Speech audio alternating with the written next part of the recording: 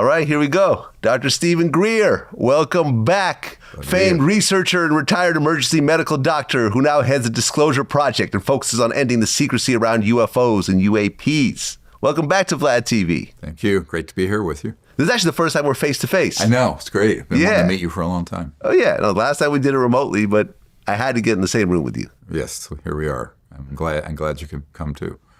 Well, a lot has happened since last time. Oh, boy. So Trump created a new task force that's focused on declassifying federal secrets, including UFOs. Mm-hmm. And Representative Anna Luna is heading up this task force. Right. Have they released anything so far? No, and I'm not sure that Trump created that. That's been organized under the House Oversight Committee. Now, President Trump is wanting to declassify a number of documents and information, and everything is still under review from the White House point of view. The House Oversight Committee, because I personally have met with Ms. Luna and Burchett and had conversations with Representative Moskowitz and others.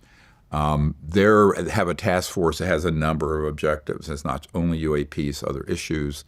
I think the big problem I've seen in dealing with them for the last 2 or 3 years or so is that there's not a select committee with subpoena power, which they have to get. They have been blocked by some of the bad actors in the Congress.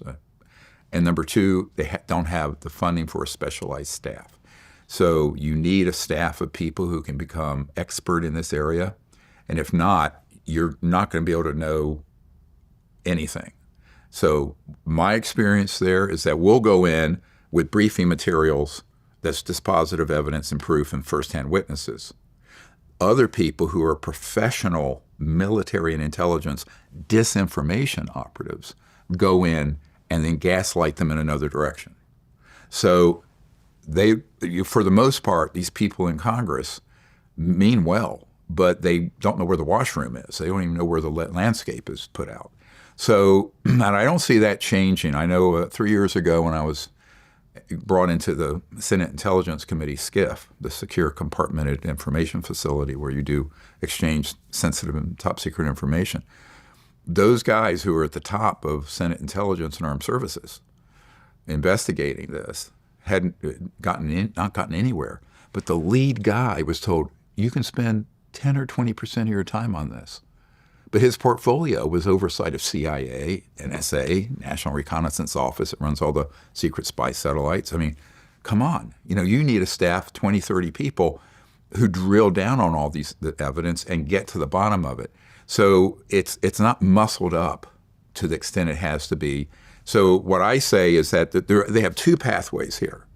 They either get it done right, or at least they open up their inquiry to first-hand whistleblowers like Mr. Barber, and not bring in people who are second, third, and fourth hand, don't know anything, right? So the hearing they had a few months ago in the House, there was no one there who knew anything about the subject. They were all second-hand, third-hand, speculative, people who had been with NASA but didn't know anything. I knew a number of them. And I'm going, why are these people testifying?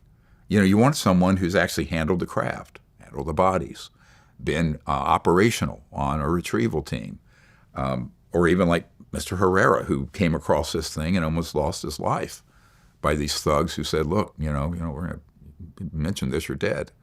So now those are the people who need to be sworn in under oath. Now, the reason I say we have to have subpoena power is that if it's in the Congress, they can't force someone to come in, right, without a subpoena. They can invite people. But the really high value targets that I have on my list, they got to be subpoenaed. And then if they lie under oath to Congress, they got a problem. Now, the other pathway, which I think is more viable, would require executive orders from the president. And that would be under the executive branch and law enforcement. And law enforcement can compel without a subpoena. If you're brought in by a federal agent and asked about something and you lie, it's a felony, point blank. So the more efficient way to do this, in my opinion, would be the House and the Senate to investigate this, refer it to DOJ because it's criminal activity. We can prove that. And then DOJ assigns to whatever divisions people to go out and do a proper investigation and pull people in and interrogate them, and if necessary, get warrants, no-knock warrants to move into corporate locations and secret facilities that I have locations for, and they retrieve the evidence and proof. So that is something that could happen tonight if we could get executive orders from the president to do it. So that's what we're recommending. There are 5 executive orders we've given to them, and we'll see what happens in the next few weeks.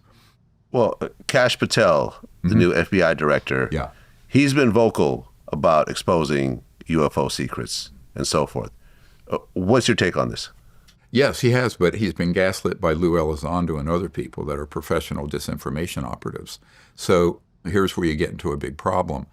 When you have people who are very well trained to tell part information and part misinformation or disinformation, and you're not someone who's an expert in the area, it's so easy to gaslight them in the wrong way. For example, consistently, the nexus of folks doing that, Lou Elizondo and Chris Mellon and people like Jim Semivan and others, they'll say, well, they're a threat. We're trying to imply the aliens are some kind of threat. Well, they want people to believe that because they can get more money for the military-industrial complex. It's a hoax.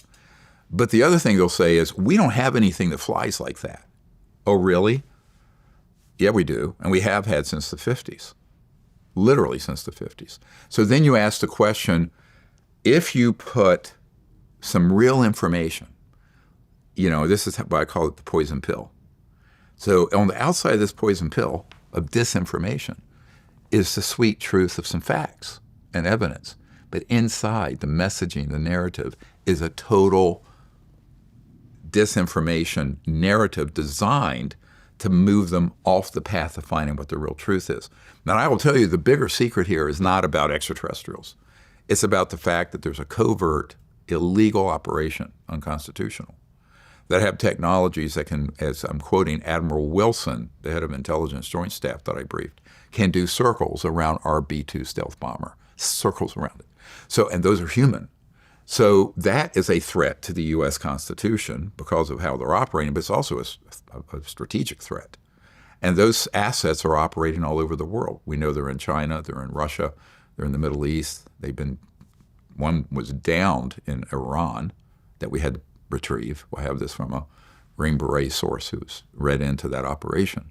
So, what I tell people is that that's the part of this they don't want the president and Congress and the American people to know, because that is the linchpin in being able to hoax an alien invasion or hoax an alien threat, right? And that is the 70-year plan. We're getting to the very end, a crescendo of a plan that was concocted by a bunch of psychopaths and sociopaths in 1953-54 to eventually, as Werner von Braun, who invented the rocket for Adolf Hitler, said, create an alien threat to unite the world around sort of a dystopic, totalitarian, militaristic situation. And we're right there. Vlad, we are right at that happening. And so what really worries me and keeps me up at night, I'll be very blunt, is that I don't see yet the bandwidth in Congress or in the White House yet to comprehend the vastness of this problem and how to discern the information from the disinformation. And in order to do that, they're going to have to pull in people like Mr. Barber and Don Paul, and these people, I know them, who have handled both ends of this. They've handled the man-made, and they've handled the ones that are, non-human. And so that has to be unpacked. Instead, they're listening to people and saying, oh, well, don't look behind this curtain, right? So I liken this organization keeping the secret to the Wizard of Oz. And it's this old crudmudgeon back there pulling levers, scaring the hell out of Dorothy and scaring the scarecrow and all that. And they're very good at what they're doing. And because there's not a professional staffing right now looking at this, either in the White House or Congress, they're susceptible to that. And it's I've said to people very high up in Congress and the administration, a little knowledge on this is a very dangerous thing, extremely dangerous. You don't want dilettantes in there. I mean, this whole concept of creating a fake alien invasion to take control of the world, it's happened. It's been floating around. There's something called Project Blue Beam. Mm-hmm, sure. And more recently, I remember there was a comic book I read that later on became a movie and a series called The Watchmen, where essentially the premise of the comic book was that, in an alternate, reality, America and Russia are about to launch nuclear missiles at each other. And one of these guys, Ozymandias, basically drops a fake alien in the middle of Times Square that kills thousands of people. And suddenly everyone unites and America and Russia are best friends. Well, the best thing for that was Independence Day, the movie. Right, that as well. Right. That's the one that was really the hallmark. And that was right out of CIA PSYOP, psychological warfare scripting, because it was like the whole world united around fighting the alien threat. Now, obviously, it's a sexy movie line. It works in Hollywood here. You can be as dumb as you want to be and make a $2 billion movie, right? But don't quote me on that. Let me take that out. But true. But it's like that comic Ken Worthy or whatever. I can't fix stupid. But but we have a situation where that narrative has already happened. Here's the litmus test for this. When I was first starting to do this, in my spare time as an emergency doctor, it came out that I was involved with, I think because I'd been on Larry King Live back in '94 or something like that. And my youngest daughter's school teacher wanted me to give a talk, and these are first graders in North Carolina, in Asheville, North Carolina.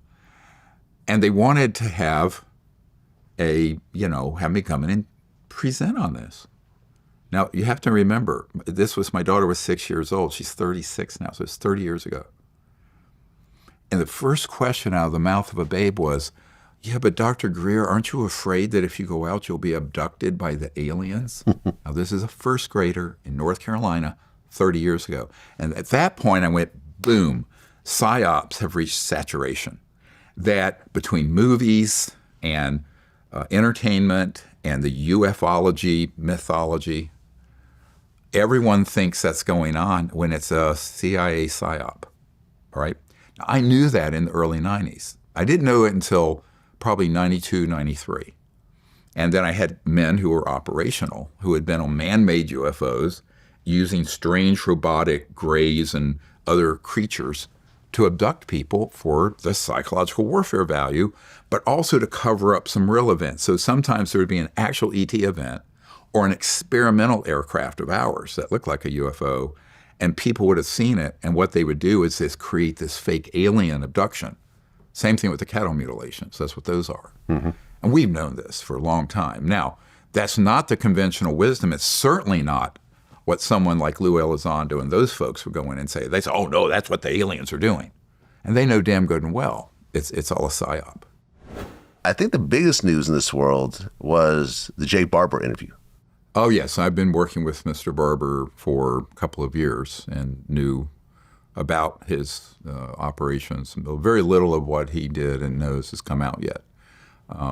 Very, very little. But that's for reasons we can get into. Okay. So Jake Barber is an Air Force vet, and a lot of the focus on the story was this egg-shaped craft that he actually came in contact with. Mm-hmm. This is not someone that was investigating things and so forth. This was actually a first-person encounter with some sort of craft. No, he was on the retrieval teams officially. Okay. Out of the Delta Force. And that team, I'll let him say where they operate from. I've been there. They are a team that are contracted to participate in operations to down and retrieve extraterrestrial vehicles or NHI craft. So that is what he and his team did. He was in charge of security and transport for those special operations.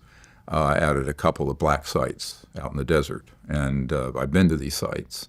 And so I can speak to more detail about that. But that is actually what he did. It was not an incidental encounter. He was operational for about 20 years at a couple of these sites where that's going on. And I've known of those sites since the early 90s, since before he arrived.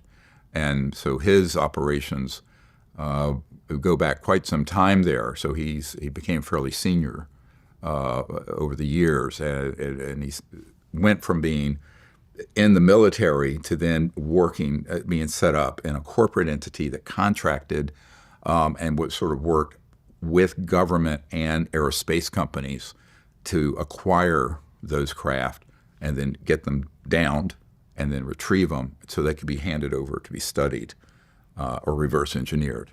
So it's a very long and complex story, only part of which is going to come out immediately. We plan the rest of this year. Next year it'll all come out.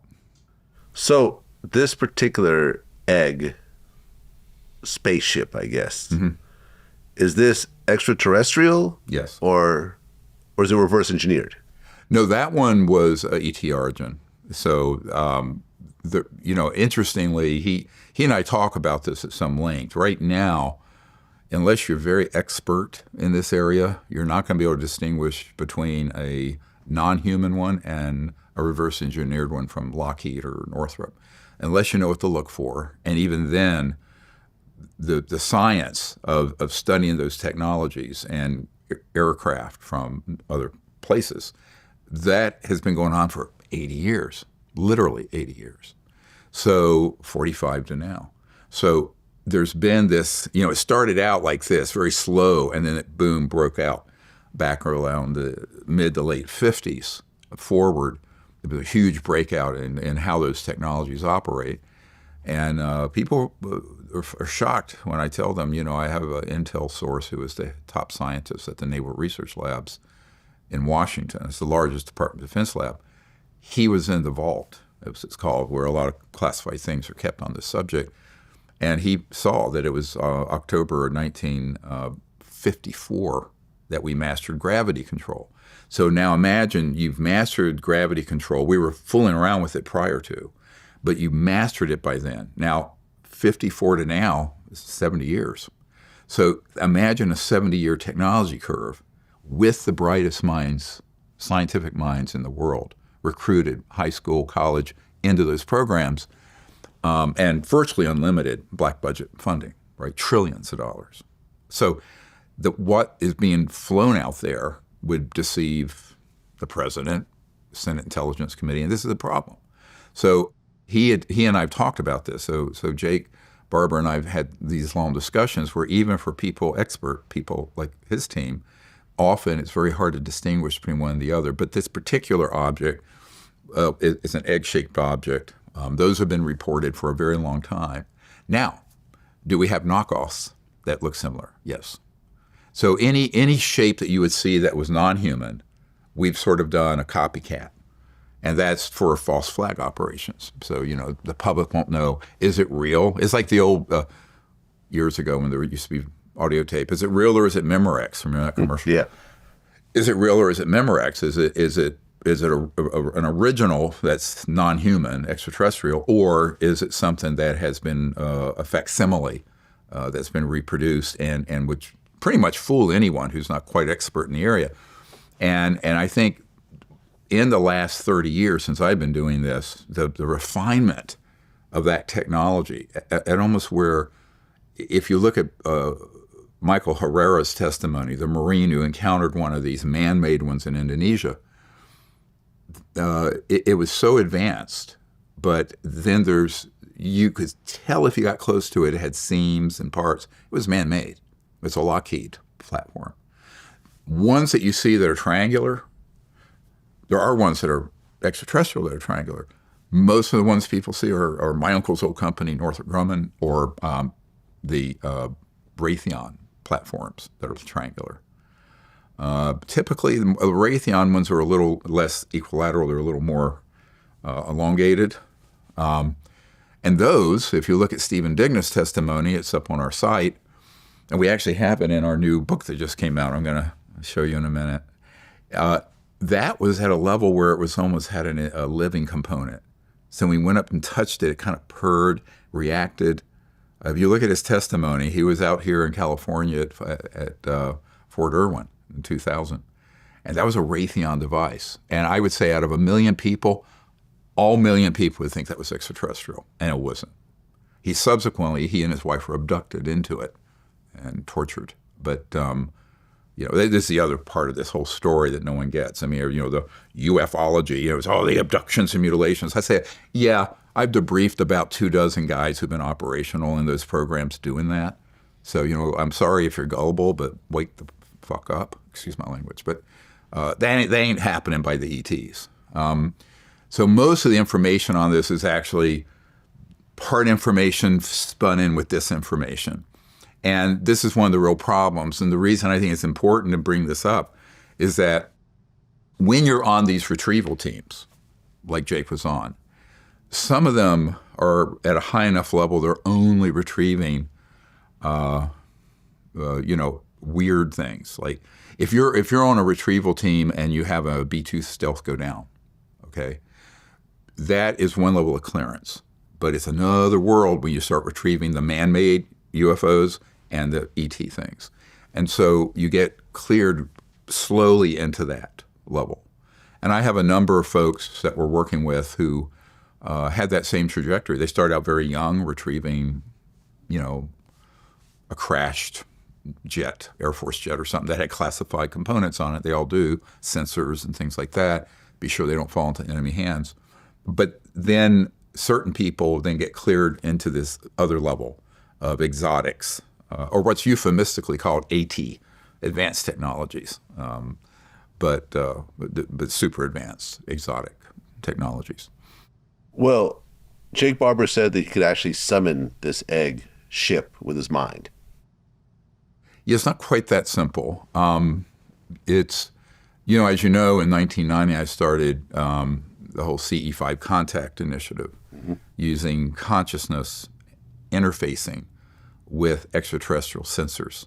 So what people don't realize, and they don't think about it, is that you're not going to be able to communicate with a radio frequency like your phone across the vastness of space, because it's at the speed of light, which is the speed of a radio frequency, to communicate to the Andromeda galaxy, which is 2.5 million light years from here.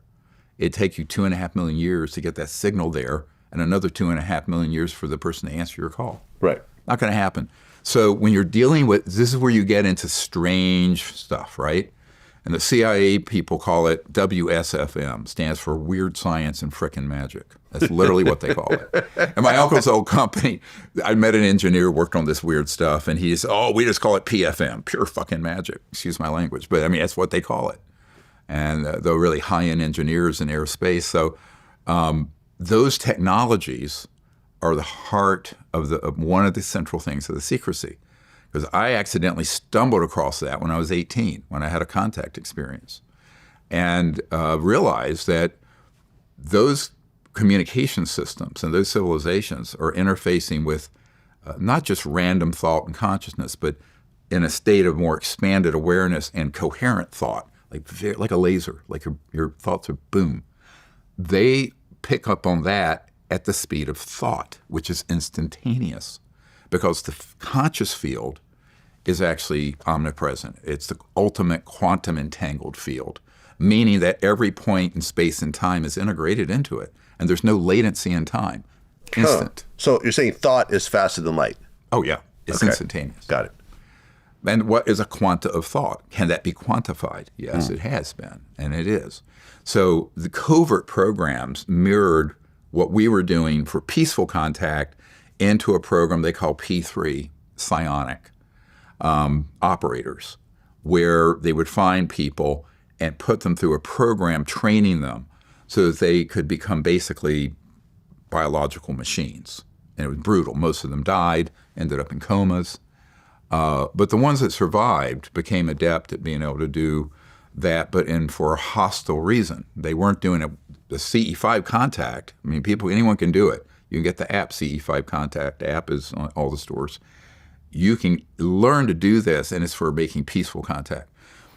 The aerospace industry and intelligence community said, wow, let's take this and turn it into a weapon system. So what they did was train people to do that with pretty good reliability, lock on to an extraterrestrial, say, guidance system, kind of slip in there, move it into range and hit it with an electromagnetic pulse weapon, knock it out of the sky. Opposite of what our purpose is. My purpose is to make peaceful contact and stop all that fighting. But the intelligence community, realized this a long time ago. I understand in the 50s, they realized that the technologies related to extraterrestrial craft and occupants were very much tied into that field of consciousness. So one of the problems that we're having with science right now is that everyone's sort of stuck in the flat earth society, because no one's caught up to the 50s yet, classified technologies. And so when he brought this out, people went, gosh, well, that's what Dr. Greer had been saying for 35 years. And but I knew it was operational. I mean, remember, there are a lot of people on my team who are they're former CIA remote view folks. And there was a 30-year program where the CIA used people like Ingo Swann, who's passed away, a great guy, who would use consciousness to spy on the Soviet Union or image something out in space. And they were actually incredibly accurate. So I think that's one of the things when you go from an understanding of the science of consciousness into applied physics, let's call it, with communication, but also targeting these objects. That's the really spooky end of it. That's very upsetting when people unpack the fact that it's not science fiction and it's real. Well, one of the things that Jake mentioned is that he was actually able to control this ship with his mind using psionics. And he talked about how it differed based on the situation. Like there's a whole fight or flight aspect to how well he could control it. Do you understand that part? And can you explain it? Well, what he was referring to, I don't think it was referring to him being the operator, but the ones that are P3 operators. So let's get clear on that, number one. And that the P3 operators are put into a training program. It's rather brutal, but it does involve drugs, dopamine, electromagnetic systems. A great many of them end up in a coma or end up dying. It's very brutal. But one of the stimulants that heightens your awareness is in a moment, if they can induce a heightened state, situational awareness, like the whole fight or flight dynamic. Now, certainly in a meditative state, you don't need that to get to a higher state. But remember, this is the mindset of a military program. Boom, get it done, right? So it's hardly the integrative program of a meditative training like I teach. But it's like, get her done by any means. And so if some people get killed being experimental guinea pigs in this, too bad, it's collateral damage. So he's talking about how when you're in a moment where you're in a fight or flight situation, all your senses and your consciousness gets very focused, right? So it's an augmentation process that can be induced. And of course, I don't recommend it. It's a terrible thing to do to fellow human beings, in my opinion. But that is why. So there are many pathways to getting into that ability, and there are ones, some of which are very positive and a great experience for everyone, and some of which are brutal, which you would expect a hardcore military program run by sociopaths that just want to get something done, right? And hey, if there's collateral damage and people get killed or injured or commit suicide or whatever, who cares, right? It's sort of like when the head of the Army intelligence guy, General Stubblebine, took his boys through some training programs for consciousness and being a remote view. And a huge percentage of them committed suicide and started doing drugs and became alcoholics and had mental breakdowns because they weren't doing it in an integrated way where they were unfolding naturally within. It was a very technologically oriented, brutal, get-it-done way. So you can get that result, right? I mean, if the goal is by any means necessary, get this done, right? You can do it, but look at the human cost. So I tell people this is not wise, nor is it humane, but that is an accurate description, what he said, of what they were doing. I have more information on those programs, and we have other people who've been operators in them. It's even the way they recruit and bring the people in. This is the part where, the whistleblower, Michael Herrera, who saw that operation in Indonesia, is this huge 300-foot diameter octagonal craft. And underneath it was a platform, and there were crates. And he initially, when we last did our interview, I just was getting ready to do the National Press Club event about a year and a half ago. And Michael Herrera didn't know that in those crates were humans being moved around. He thought it was drugs or something. But there were little portable oxygen and HVAC units on it. And so those people were people who were going to either die or starve to death after that tsunami in Indonesia in 2009. And they said, hey, they went up, these special operations guys went up and said, look, you can either stay here and die, or you can come with us. And you'll live for now. And then they would move them into these operations and screen them to be P3 operators. And the P3 operators, psionic operators, most of those people didn't pass the testing, but the ones who did then went into this more brutal program. The ones who didn't would work in STIFs, subterranean facilities or underground bases, cooking and cleaning and doing other things. So it's a rather disturbing operation from start to finish. Although once they're there in custody, let's say, they're apparently treated quite well. But of course, it's like an indentured servitude in my mind. I mean, people can put whatever lipstick on that pig. To me, it's trafficking in desperate people and then using them for your own devices. Well, you mentioned Luis Elizondo a few times. So there was a second congressional meeting that happened in, I think, November of 2024. And Luis Elizondo was one of the 4 experts that spoke on this. What exactly is your issue with Luis? I don't know him, and I have no animus towards him personally at all. I just know that the top CIA guy in the last 40 years, who's advises us, who's very clandestine, immediately when he surfaced said, this is the master of disinformation, and these are the things he's going to be saying that are false.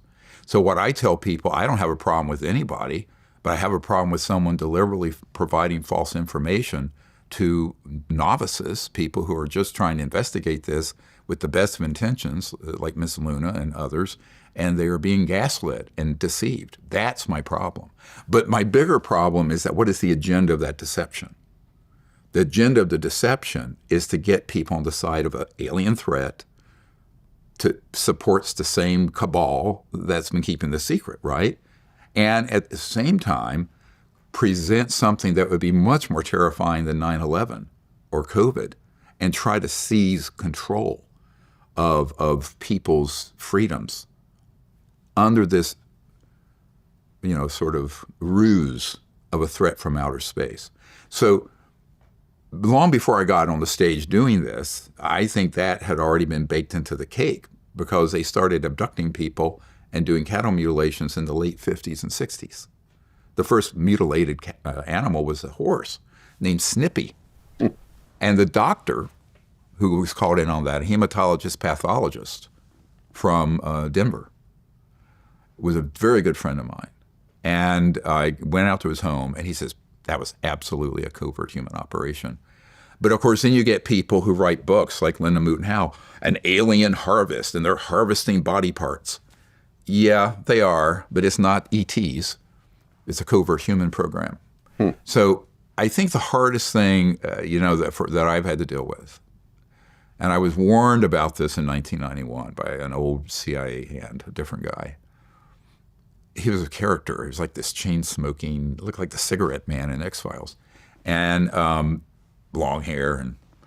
And he said, look, the truth about this is so much stranger than the fiction UFOologists believe and that the public believe. And it's going to be the hardest thing. And it's so strange, it covers itself. So, and if you expose the truth, you will discredit yourself because no one wants to hear that truth. They want to hear the narrative we've been selling since the 50s. And that's true. I mean, so it's a very frustrating situation. And so my problem with anyone in this field is that if they don't know what they're talking about, they should be quiet. If they do know what they're talking about and they're spreading disinformation and covering up some of the facts of this, then I have a real problem with them, and I will call them out. I'd call out anyone who would go in that direction, whether it's the President of the United States or whoever it is, because you cannot let this happen. If this happens, we'd be looking at a catastrophic global situation. Well, have you spoken to Trump personally about this? I can't comment on the people I'm meeting with intimately right now. Can neither confirm nor deny it. Yeah, but okay. I'll just say that there are really good people around him that are trying to find out about this seriously and sincerely. And I think there's very promising, to me, there are very promising developments. If they can stay on track with getting the information and not be gaslit by the disinformation. Because for every person that will go in and give them the truth of what's going on, like Mr. Barber or Herrera, there'll be 10 that are actually counterintelligence and disinformation people gaslighting them. And that's the problem. And how do you have the discernment? Here's the problem. Very busy people, right? I'm busy as hell. I go 7 days a week, 20 hours a day at this point. But if you're the president or the chairman of Senate Intelligence or whatever it is, you've got 100 things a day you got to deal with. You have to have some people who are experts, who are trusted, who can drill down on this and unpack it, because it's way more complicated than anyone realizes. I mean, let's take an example of this. I mean, how wacky and complicated it is. You have one of the most famous UFO cases in history, Cash Landrum, right? You know, that case, for those of you who don't know, it's in this book that just came out. We'll go through that in a minute. Mm-hmm. And it was considered a near crash retrieval operation in outside Houston, north of Houston.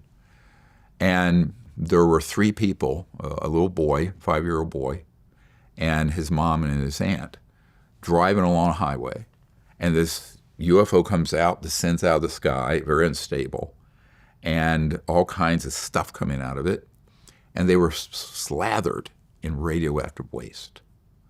And they suffered severe radiation poisoning, had to be hospitalized. And that whole area was sprayed. They had to dig up and redo that road twice because of the amount of radiation. I still think there's a ton of it out there. Now, that was in the, I think, early 80s, mid 80s, something like that, 40 years ago. What that actually was, now, of course, the UFO subculture, that aliens radiated the poor little boy. Well, not so fast. So we have an Air Force intelligence guy who is the principal investigator of that event that we have debriefed, and we have his testimony. And that was an ET craft that they were studying. They could not get the energy system to work.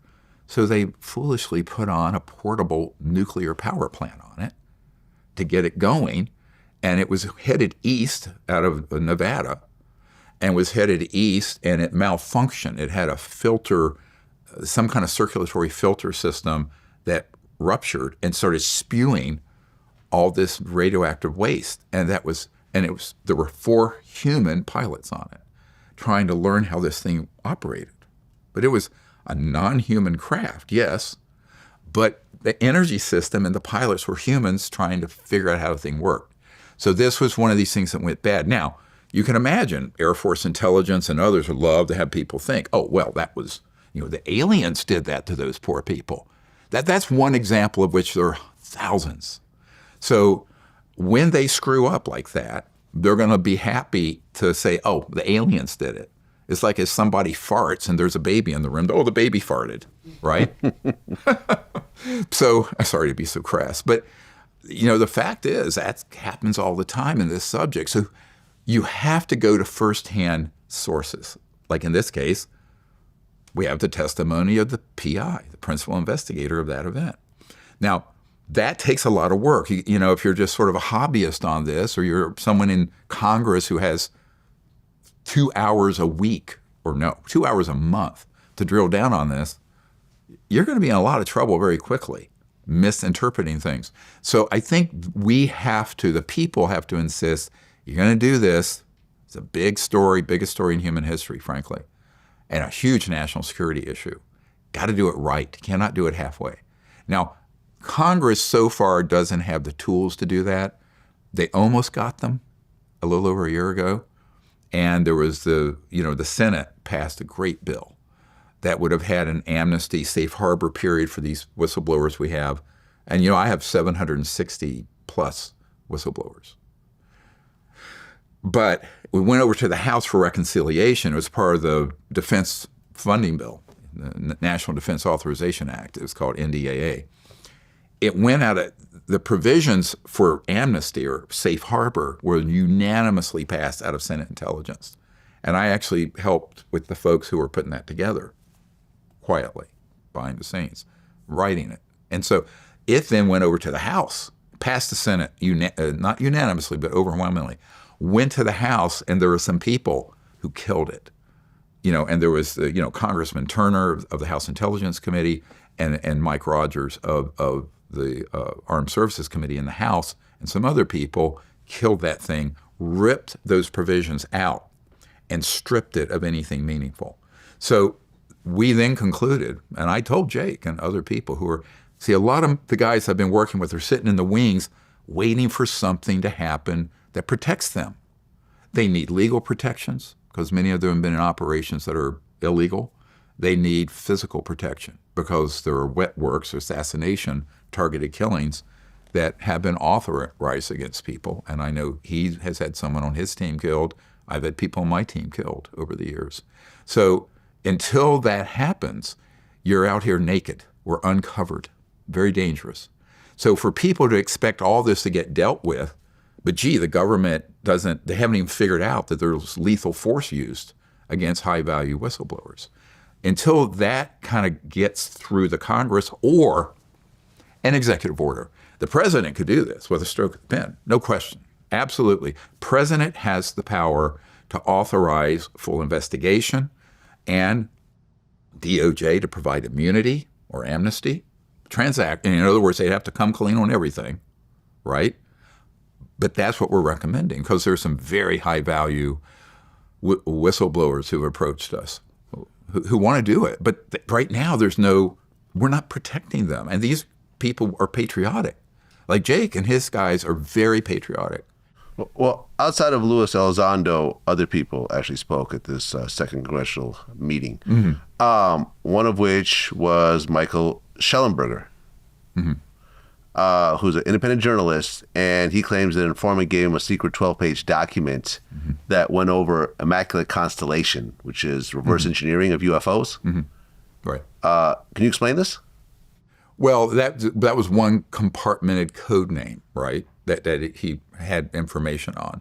He wasn't involved in those projects. I would say what you want to do is go from there to getting full investigatory powers to drill down on who was doing the reverse. We know where they are, and what kind of data ended up getting retrieved. So yes, I mean that's fine, but again, it wasn't someone who was directly boots on the ground, scientists handling the material, et cetera. So that's what we would want, and I think the other gentleman, Mr. Gold, just has looked into it just casually.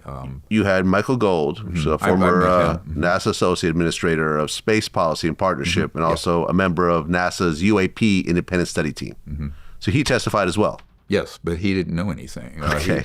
And I met with him privately, and he admitted that they basically closed that task force because they didn't have people that were staffed to go out and gather all this information. So what good does that? I said, why do you, this is the other thing I said to Burchett. Why do you have, Congressman Burchett, why do you want people here who admit they don't have anything? When I've told you that there are all these people who will go up there today who handle the materials. There's something not right with this picture. I'm calling them out right now, and I haven't done this yet. Is that get serious or go home, right? But somebody needs to get serious about this, because I think all this is going to come out in the next year or two. And when it does, it's got to come out properly. One person very close to the intelligence community told me after the election, he said, if this comes out the way it's being directed now, it'll be 1,000 times worse than COVID. It'd be a global catastrophe. So there's 1,000 ways this goes wrong. There's one way that it can come out correctly and not end up in panic and false wars and all kinds of problems. And it has to be very seriously looked at by some people with the acumen and expertise to know, what's the strategic pathway out of this mess. And I think one of them is there are a lot of people in these covert programs really want to come forward. They do. There are a whole bunch of people like that, but there's not a path for them now yet that's safe. Well, the other person that was at this hearing was Tim Gallaudet. Gallaudet. Mm-hmm. Gallaudet, right. Mm-hmm. Who was a retired rear admiral with the U.S. Navy. Mm-hmm. Now, is this someone who knew what they were talking about? My understanding is that he's also sort of an operative. Okay. Yeah. Like Lou. And, look, these guys have their slice of here's what you're supposed to do and say. And there too, I think that it's much better if you pull in people who are more the boots on the ground guys, rather than folks who have a questionable agenda. And that hasn't happened yet. I have not seen a single person except the people. I will say this. The Senate Armed Services and Intelligence Committee have met with some very excellent, serious people that we have brought in, and some from other sources, that they have privately provided information. And then, at least back until about a year ago, we would then take them over. They would take them over after I handed them off and would take them over to the Senate. They would then be taken over to the Aero office at the Pentagon. But of course, that ended up being a total storefront fraud that just covered up all their testimony, as you know. Or if you don't, we'll talk about that. Well, this was the second congressional meeting. The first one happened in 2023. Mm-hmm. And David Grush essentially led the charge in that first hearing. Mm-hmm. What's your take on David Grush? Oh, well, I think, first of all, I met with him when he was undercover and provided information to his bosses and him on this. And that's how they were able to get to a lot of the information he found. But again, he's a secondhand witness. He was not a primary person. Now, he ended up meeting primaries, okay? So after there was enough actionable intelligence of where the locations of these facilities and secret bases and stuff. And he did. So, but here's a caveat. He ended up going over and was kind of intercepted by Lou Elizondo. And then he started telling tall tales about aliens blowing up villages in South America or Africa and stuff. Things he was not read onto. And so here's one of the problems. The whole ufology milieu, that whole environment is sort of a snake pit or a sand trap where people just get pulled in. And so what he's talked about, I know for a fact he was speaking the truth about that there were these facilities, that we have reverse engineered the craft, all of that, 100% correct. Where I have a problem, and this I've talked to my own whistleblowers about this, to stay with what you directly know. Don't start getting stuff secondhand and speaking on it as if it's something you have firsthand knowledge of. So I'm I'm a doctor, I'm a scientist, I've been doing this for 35 years. That's where you go sideways, right? So your question's a good one, but it doesn't have a simple answer. The answer is yes. The core of what he spoke to that he investigated directly, correct. Much of what was said that was peripheral, that he picked up from the culture, let's say, of these folks who intercepted him, who are slick disinformation people who are very well trained. that is where he got into trouble. And so now the reason so many people hate me is that I call that out. I go, no, that was correct. That's not correct. And it's someone's got to do that. I mean, otherwise the public and the Congress, who don't know anything about the subject, are going to keep getting this bad mix of good information with toxic disinformation that's designed to take the narrative into the alien threat world, or designed to take it into some other direction that serves the military-industrial complex and this sort of global effort of people who want to, kind of the Independence Day thing. Let's unite the world around an alien threat. This sort of idiotic narrative. Well, after the first congressional meeting, the Pentagon actually went through the report and announced that there was no evidence of any alien technology in the report. Total nonsense. And you're talking about the Pentagon report. Yeah. So Dr. Kirkpatrick, who is the head of AARO, has committed multiple felonies. And I'm making a statement here. It's a strong statement. And I can tell you there are firsthand people corroborating this. So we have, and you'll see it in our archive, the Disclosure Project Intelligence Archive, free to anyone who wants to get in there, dpiarchive.com. 35 years of evidence and information in there. Nobody reads it because nobody reads. It's politically incorrect to read. But if you still read, it's all in there. Now, what you'll find is there was a letter from the chair and co-chair of Senate Intelligence Committee castigating AARO and Dr. Kirkpatrick because they knew he was sanitizing his reports of the actual evidence and testimony of people like Michael Herrera. They later issued a public report without naming Herrera and totally falsified what he said that was. They said he saw an extraterrestrial vehicle when he clearly said it was man-made, staffed with people that looked like special projects humans, some kind of special operations group, but private. They didn't have any military insignia. So this has happened. And here's the problem. He didn't know this. A lot of the people who were brought through and referred over from Senate Intel and Armed Services were guys I brought there, but he didn't know that. And we were watching. And so the things they shared in the skiff, couldn't come out, right? But I knew because I was their original debriefer. And so, bang, this got reported back to the chairs of the committee, and they wrote this letter, admonishing. But that continued and continued and continued. So much so, there's a man who received a multi-million-dollar contract I've met with recently, and he had set up sensors and tracking, daytime, radar, signals intelligence, photographic of these UAPs. And he had about 1.5 terabytes of data, gave it over to AARO and to Dr. Kirkpatrick, and it vanished. The new director can't even find it. It was never provided over to the oversight committees. This is something we're in the process of fixing. So you cannot be set up and receive millions of dollars in taxpayers' funding with the mandate to honestly investigate something and then end up being a cover-up artist, which is what Dr. Kirkpatrick did.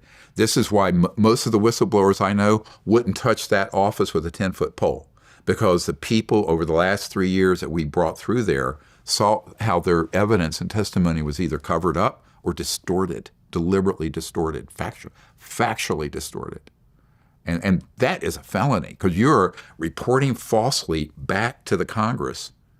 And there's a law mandating here's what you're doing. So this is why, I talk to some of the people in law enforcement federally. I go, hello, anyone want to enforce the law? Right?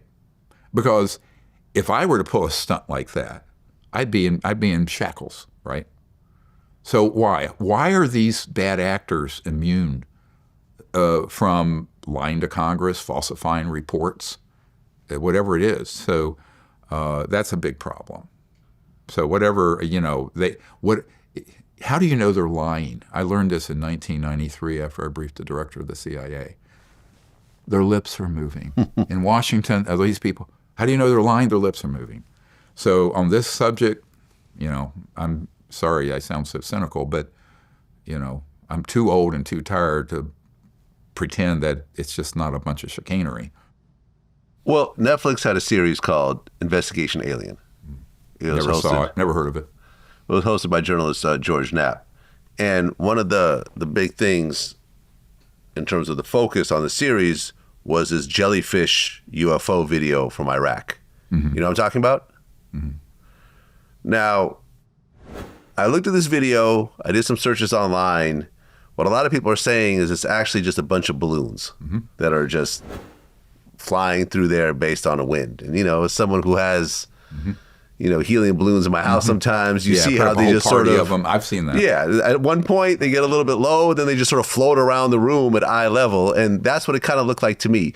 Now, did you think that this was an actual jellyfish alien or? No, I didn't. And okay, I didn't either. But again, I'm not involved with that. I have no provenance of its origin. It's not something I've really looked into. I try to avoid the things that are in the pop culture. I hate to say it. So you probably know a lot more about all that than I ever will. And I'm too busy to sit and look at pablum that comes out on whatever. So I'm just being honest. I really don't. A lot of what you might ask about, I have no knowledge of. I don't have time for it. And it's usually such nonsense that I just, 30 seconds in, I turn it off. But so I just don't know. I mean, but I don't have I don't have anyone in the intelligence and military or aerospace contracting world that's brought that up to me as something of interest. Yeah. So that's all I can say. What about the whole New Jersey drone situation? All the drones is another story. Those were false flag operations designed to get people all riled up, like the War of the Worlds in New Jersey in the 30s. What is it, Orson Welles or somebody? But the White House did make a mistake in saying that all of those were test objects that were known by FAA. I mean, I was on a news program with a lieutenant general who said that's absolutely not the case. And the people I know who under contract for one of the aerospace companies went out there to investigate them concluded what I did, and that it was some type of testing of media and public reaction as sort of a false flag to see what people would say and do and see what kind of rumors could be spun off from it. So oftentimes they'll do sort of a trial balloon of this false alien invasion stuff, but 100% of that was, even the things that look like orbs and stuff, those were ours. That's all ours. And it was a false flag operation. What I understand that is that when you had, let's unpack this a little further, between about a year ago and November, the plan was for a high-level group of whistleblowers that included Jake and some of his folks, were not going to come out publicly. They were simply going to take all the hard evidence they had, hand it over. We were going to put it out on a blockchain system, and it would come out, right? And it was explained that that would be too catastrophic because it would be so explosive. And so they decided to do this slower, controlled process and wait, but also to unmask themselves, right, where they would come forward publicly, which changes OPSEC, operational security, completely. Because now you're identified. You are identified, right, as an individual. And you, therefore, are at risk. So it changed the whole plans. But when it was going to be, and when these drones, even all the way until shortly before the inauguration, we thought there was going to be a dump, a big release of enormous amount of dispositive proof and evidence, and that didn't happen.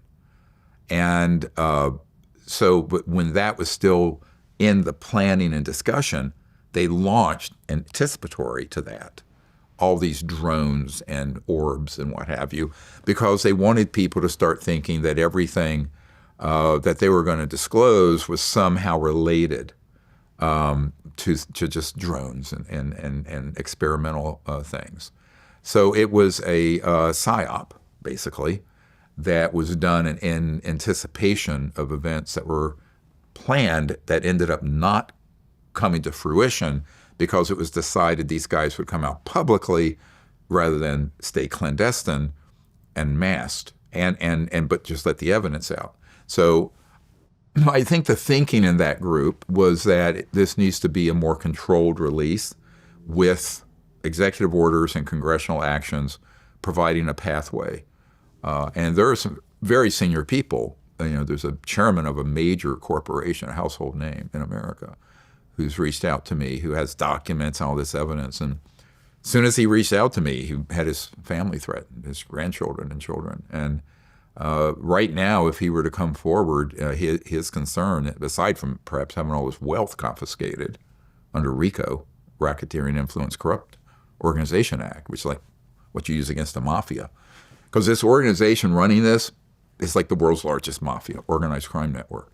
So he can't come out because the Congress never got amnesty through. It was killed about a year ago in December of 2023. And so far, look, the president's only been there a month, but there's not been any executive orders that explicitly would give a pathway both for personal protection, like marshals, or legal protection, which would be like immunization or amnesty or safe harbor. So that's really what needs to happen for us to get the most important material out and also to get these people secured. But I think there's something that we can do besides that. And if you want to hear about it, a little spooky, but interesting. Well, Elon Musk, Trump's new best friend. I don't know him. But he's consistently said that he's never seen any signs of aliens or UFOs. And this is someone who regularly launches ships into space. Well, it's not like he's on board those ships. No. And look, it's not as if every airline pilot has seen these, but there are many who have. There's one sitting in our room right here, all right? Captain of a major airline. Wait. Hold on. So this person sitting next to us has seen what? These UFOs while he's been flying his jets for a major airline. Really? Yeah. Are you willing to jump in at some point and talk about it? It's totally up to him. But okay, but, hold on. Are you willing to talk about it? Sure. All right, we'll bring you in a little bit. Okay. Look, I don't hang with just every idiot. Right? Yeah. Just me. The people who just sort of hang in my orbit are going to be folks like that. That's right. Okay, got it. Okay, so we'll get to that. So go on. Where was I? Elon Musk. Yeah, so it doesn't mean that he would have been read onto this or read into it. Now, whether he really has no knowledge of this, or he has information and has been told not to go there, I don't know. I think what I would recommend to Mr. Musk is you should not comment on things you don't know anything about. And if you do know about it, never lie to the public. It's best to say, I really don't know, or deflect. So my advice, if Mr. Musk is listening, I doubt he is, but is that never make a false statement. And if you express an opinion, have it be an informed opinion. So I think that is what is important to do. Because otherwise, people are going to be suspicious. When all this comes out, those comments by all kinds of officials are going to come back to haunt them. It's like, well, did you not know? In which case, what kind of researcher are you? Or you did know and you were lying to the public. Neither are very good outcomes. So what I'm recommending to people who are in official positions, in public positions, is either say nothing or speak the truth. But don't say something that is based on you're not knowing something. Now, I wouldn't mind if someone does a qualifier and says, I haven't looked into this, but to my knowledge, I don't know anything about it, or whatever. Because that's fair game, right? And that's an appropriate response. I answer questions like that all the time. Like, you just asked me about this jellyfish. Well, it's not my expertise. I haven't heard anything about it. And, there's nothing wrong with saying I don't know. Yeah. Right? And as an emergency and trauma guy, the worst doctors think they know everything, and they're the ones who are going to kill you. So I tell people, and the worst pilots are the ones that they think they know everything, They don't listen to the co-pilot, and they crash right to the side of a mountain. So I think that a little bit of introspection and humility is needed if you're in a powerful position where you don't go off talking about things you really aren't knowledgeable about. It's best just to say nothing.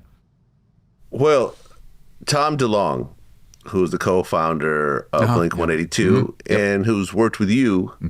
Oh, way back when he was a kid. Yeah, we had. Yeah. To the Stars Academy. That was the one thing that you guys worked on together? Oh, no. That was Lou Elizondo intercepted him, gaslit him, used him, and spit him out. Oh, okay. So go look at that. Yeah. Got it. So you weren't involved in that at all? No. Tom DeLonge and I predate that going back to the early 2000s, I think, after the Disclosure Project press conference in 2001. And then, I got to know those guys, and they were fun. We had a good time. But yeah. Do you still keep in contact with Tom? I haven't in a while, because once he got pulled into the disinformation nexus, right? Then he got convinced that evil alien, there were these good and bad evil aliens in a war, and then he got convinced, and then he got pulled in by Lou Elizondo into doing To the Stars Academy, and then he got run over by those guys. So I mean, it's a sad story. I really try to stick with people who can kind of stay on track, and but no, I never. I mean, Tom DeLonge was a great guy. We had good times together, and interesting person. Now, David Grush, do you guys still keep in contact? No, I haven't been, because I try to keep myself free of folks who don't stay on the straight and narrow when it comes to what they know. Because as soon as we were doing our National Press Club event in 2023 in June, and it broke in all the news that he was talking about the aliens blowing up villages and killing innocent people. Interestingly, the year before, or 2 years before, we had uncovered that in the Dr. Jacques Vallée, in one of his books in 1992, put an entry in that he had received a CIA document from 1985 chronicling or documenting the fact that the CIA was running abductions on, quote, peasants in Brazil and Argentina for its psychological warfare value. I am quoting. Now, we're trying to get that original document, but I think a couple people I know who have it have been told, don't provide that, you're a dead man. So, but that is a fact. That's 40 years ago, that there's a document that proves that the PSYOPs, psychological warfare operations out of the agency, were conducting abductions exactly for the reasons we've warned about. So I tell people that is a fact, and it's a fact that needs to be proven as this whole subject is disclosed. Otherwise, it's going to be the UFOs are real, ETs are real, and they're here to eat us for lunch. Now we have to go to war, right? It's Pavlovian. I mean, it's almost like a automaticity, like that little first grader, 6-year-old going, aren't you afraid of being abducted? I'm going, no, not unless there's a covert human team. Well, you've said there's 69 different types of extraterrestrials. Well, that they knew of in 1960s. There may be many more now. Okay. And are these aliens from different planets, or?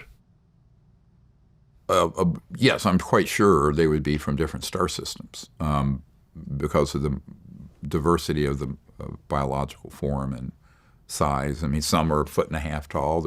Some reported to be 10, 12 feet tall. To my knowledge, they're all bipedal, 2 arms, 2 legs, had sort of that form, but then a huge amount of variation within that form. And this would explain why some of those craft are very, very tiny and some very large. I mean, if you're a 2 foot, 3 foot tall being, a 25, 30 foot diameter egg-shaped craft is kind of spacious, right? It's like us being in something 60 feet, proportionally. What are the size differences? I mean, are there like insect-sized aliens and giant, like whale-sized aliens? I mean, what's the range? Because it could technically be anything, right? I mean, because yes. Like in our case, you talked about this in some of your interviews, humans evolved from monkeys, right? And monkeys are warlike. Yeah. They kill each other, right. they fight, organizing the troops, and so forth. But if you had a species that evolved from, let's say, dolphins or something like that aren't warlike, right? this might be an alien species that don't kill each other, and they don't understand why humans are killing each other all the time. Right. They don't. They understand it. They just think that it's a shame we haven't evolved past it. Right. So in terms of the alien species that you're familiar with, what's the range?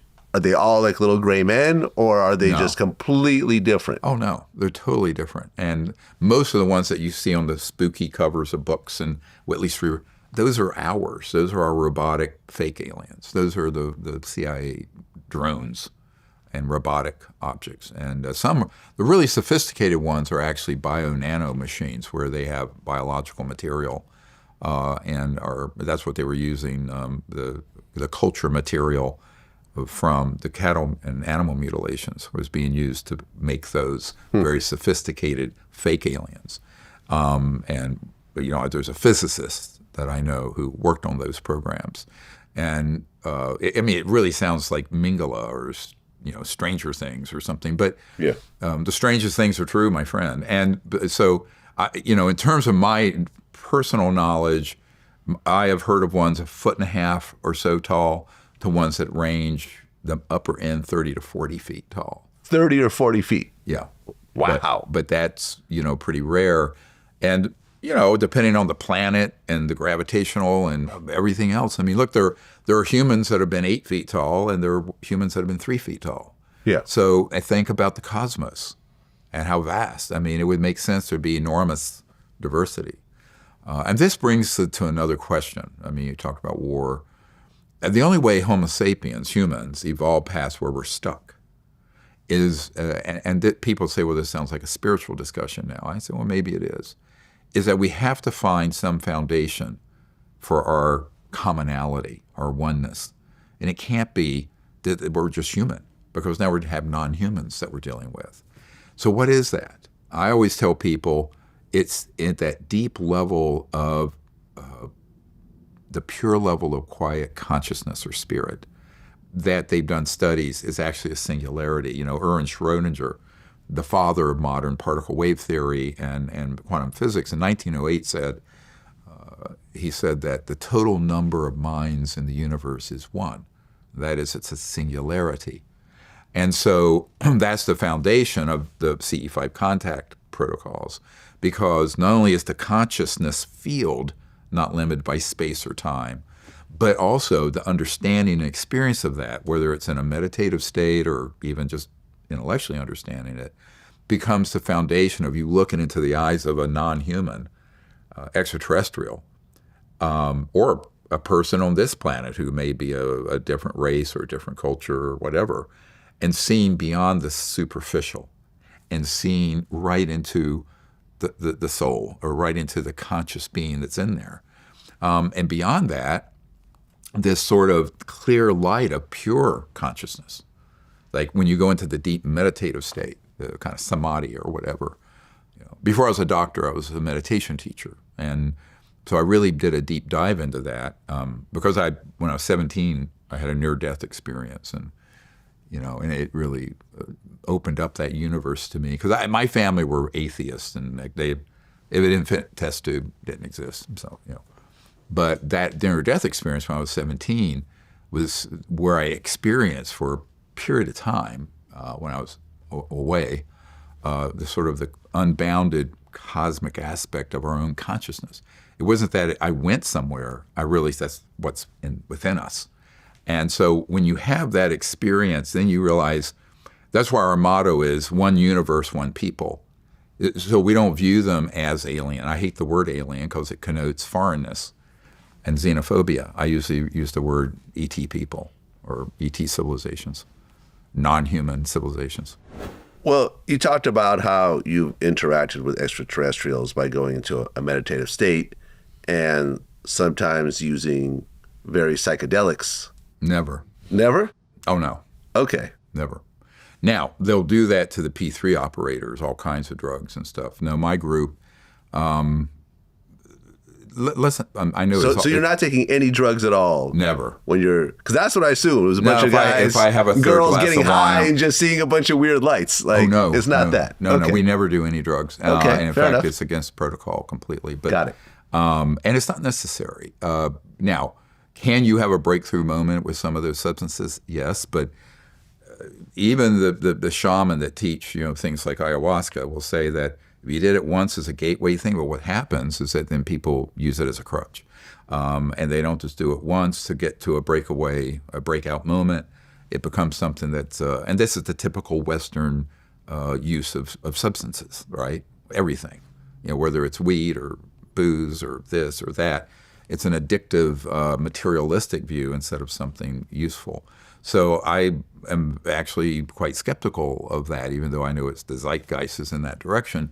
But it's not necessary. So, I teach people, and the CE5 Contact app has a whole meditation training course in it. And none of it involves any substances and isn't necessary. And we have the most extraordinary experiences in consciousness, but also in what we see. And I think that is something that people need to realize. Everything you need, you naturally already have. It's all within us. Now, if you need some augmentation or whatever fires your rockets, I've never done any of that stuff and haven't needed to. But maybe I was lucky. I died when I was 17. I had a near-death experience. I mean, lucky, unlucky, whatever you want to look at. Survived it, obviously, because here we are. But it was something that taught me that aspect of our own self that's awake, that is expanded, it connects to this sort of cosmic mind, great being, the native people. My grandmother was Cherokee. So that is always within all of us and all things and all places. So once you understand that and experience it, and that's the beauty of some of the science that's been done around the science of consciousness by Dr. John at Princeton. I spoke with him before he died. He had the Princeton Engineering Anomalies Research Lab where they had people putting their awareness on random number generators, no wires, not like Neuralink, what Elon's doing, but just look at them and intend the random number generator to spit out more ones than zeros, and it would, statistically significant. What was interesting, if there were two people doing it who loved each other, it was an exponential increase. This is why I tell people when we do these close encounters of the fifth kind, the CE5 contact protocol, when you do it with a few people, not a huge crowd. I do it with huge crowds, but when you do it with as few people and there's coherence and brotherhood, sisterhood, love in that group, it has this very powerful effect.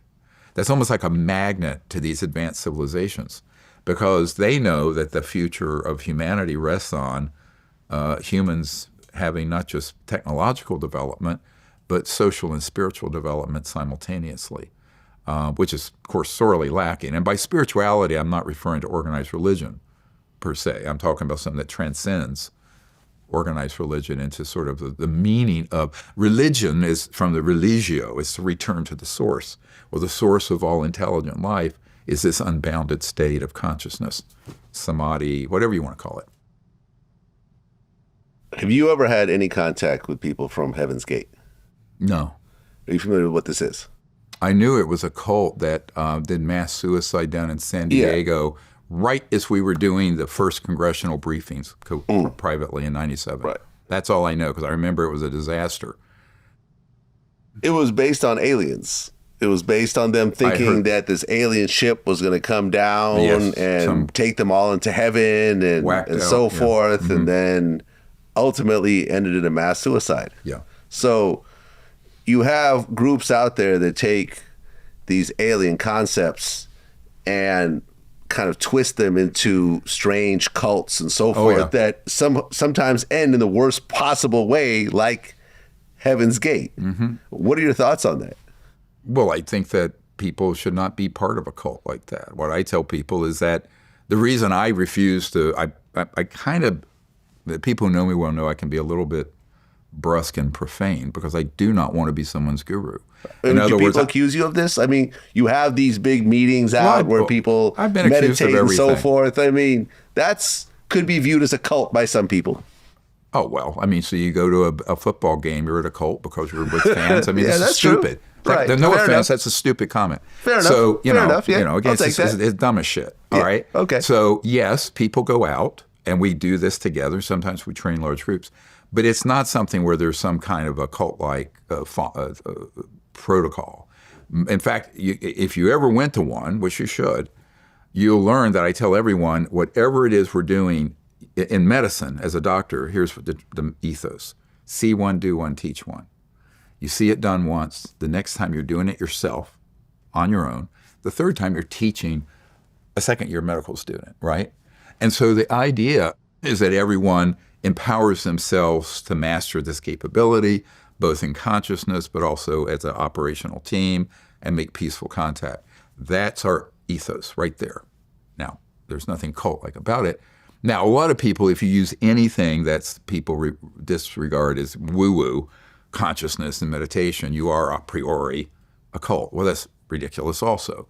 Now, could someone turn it into that? Yeah, and I had a talk with a wonderful man named Tony Robbins about this, and he wrote a book, I'm Not Your Guru, right? And so that's kind of how I feel with people. I like teaching, I like showing people, but ultimately I don't want you to, a bunch of chelas or devotees. No, learn this and then go do it yourself and empower yourself. So if anything, I'm in the anti-cult approach to this very strongly, which is also why, I think that but you hit on a good point, and that is it's slippery slope. Yeah. Very exactly. slippery slope. Very slippery. Yeah. Yes, and that's why I make it very clear that ain't me. Don't do that. Now, there are people who try to spin off what I'm doing, create their own little cults, right? So that's different. But, and I can't control that because people are going to do what they're going to do. But there's no reason why people can't have someone who teaches them. It doesn't mean that, and you can respect the teacher, but it doesn't mean you have to then become some slavish person to someone channeling, goobop baloop from the planet Kahua, or whatever it is. It's like, come on, use your own brain, use your own consciousness and faculties, and do this yourself. You know what I like the most? I got a couple of years ago, I got an email. I don't check my own. I have people who do that, but it was this truck driver in Croatia. And he was going along, and he had the CE5 app, CE5 contact app, and he stopped. It was late at night to a pullout. There was nobody out in the mountains, Croatia, and he was doing the whole meditation, and he kind of felt that he made contact. Suddenly, a very kind of circular ET craft materialized and went from left to right over in front of his cab, and vanished. And he wrote this, and this was just like a bloke who was like, you'd have a beer with at a pub who's a truck driver. And I went, yes, that is exactly right. And, because what I tell people is everyone who's a human is conscious, and that consciousness is the singularity. And so I think it doesn't matter how your intelligence, your training, whether you're rich, whether you're poor. I grew up in a 2-room shack with no heat, no air conditioning, abandoned on the streets. I was very poor in the South, North Carolina. So I tell people anyone can do this, right? And I think the where people get into trouble is where they give their power up to a leader, a religious, whether it's political or religious or someone else, right? So I'm very strict about independent investigation of the truth, critical thinking, doing things on your own, and like I tell people, don't take my word for it, try it. On the evidence we have, don't take my word for it. Go look at the 115 whistleblowers we have in our archive with their testimony, name, rank, and serial number. Have you seen them? When I tell people, like Mr. Musk, I'd say, well, have you looked at that? These are named firsthand whistleblowers, 115 of them, on a silver platter. I spent $20 million putting this together. Who's looking at it? Wait, you spent $20 million? Oh, at least over the last 30 years doing this. Really? Yes. Well, where did the money come from? Me, my work. And as a doctor, I've sacrificed a lot. I don't talk about it, and donors. We've had that's what I'm saying. Yeah, were there a lot of donors that came in with money? Yeah, over years, yeah. Yeah. But, it's a huge expense. Just flying all these witnesses into Washington, putting on those press conferences. You're talking 7 digits here. So, and that's why people say, oh, there's a tuition for what you're doing. I say, yeah, it needs to be 10 times that. So shut up and say thank you. But, right. Look, I've given up $500,000-$600,000 a year for years to do this for free, right? I don't get paid, right? Yeah. Right. So who's paying me? The U.S. government? No. So I push back very hard on that, and I say there needs to be support for this. This is the other problem, is that if you sell a bunch of nonsense in snake oil, you'll get millions of dollars in contracts from the U.S. government, like Bigelow Aerospace did, $22 million, flushed it down the toilet. If you're actually doing the hard work, you get nada, right? So it's a very unrewarding profession. Let me just put it that way. But I feel like I have a purpose here to do. We have the knowledge, we have the information, we know what the consequences are. So I guess to those who have great knowledge on something, they have great responsibility. So I take that very seriously, but it's an ethical decision, not a financial one. Well, you mentioned that there's underwater UFOs. Oh yeah, lots. They've been tracked for decades. I mean, that makes a lot of sense because we've really explored the oceans barely at all. Yes, yeah. Like, probably 95% of the ocean has been completely unexplored. And 2/3 of the Earth is covered. Exactly. Yeah. So are there actual alien bases at the bottom of the ocean and so forth? There are both human and non-human assets that have been in the ocean. Really? Yeah. Like Atlantis, kind of? Well, I do know that out in that area there's some strange phenomenon, and What area do you mean? like what used to be called the Bermuda Triangle. Bermuda Triangle. Like that. Okay, I heard about this in the 80s where planes would just disappear and so forth. And you're saying that's a real thing? Yes, but that was a underwater covert human array, electromagnetic array. Okay. There's a similar one down at the South Pole. We had a new whistleblower with Raytheon describe a mile under the ice these neutrino light emitters and detectors that are down there at the South Pole, not Antarctica, South Pole. And you can look at his testimony, Eric Hecker, who was down there for a year at that base. And so there's a lot of unusual things that are placed under the ocean.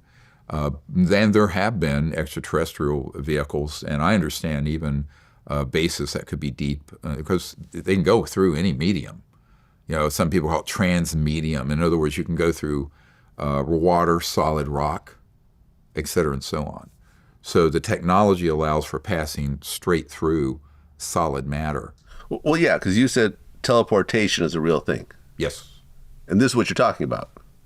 No, that's separate. A teleportation is based on quantum entanglement, but basically what Einstein called the spooky effect, where you could have the same particle two places simultaneously.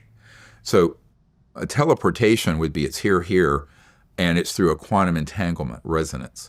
Whereas something that would look 3D, even the sun shining on it, could pass straight through into a mountain because the resonant frequency of the matter and the electronics of that craft cause it to mostly be unaligned with the matrix, let's call it, of matter in this dimension. So, and it gets a little esoteric, but if you can visualize my body, 6'4" and weigh 220. If you were to take out all the space between the atoms and molecules, all the mass of my body would fit on the tip of a needle of a pen. Yeah. All right. So, but it's this size. So what if you took this a little bit out of angular momentum frequency? Then this body could walk right through that wall, and my atoms would not touch those atoms. Because you're going between the atoms? Yes, because you're passing in the space between. Okay. All right. I mean, it gets into some esoteric physics. Yeah, that's pretty wild. Yeah.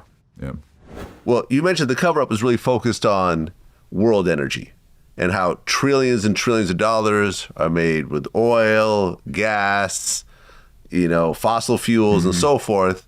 And you're basically saying that the U.S. and possibly other governments have unlimited clean energy. Sure. Using alien technology.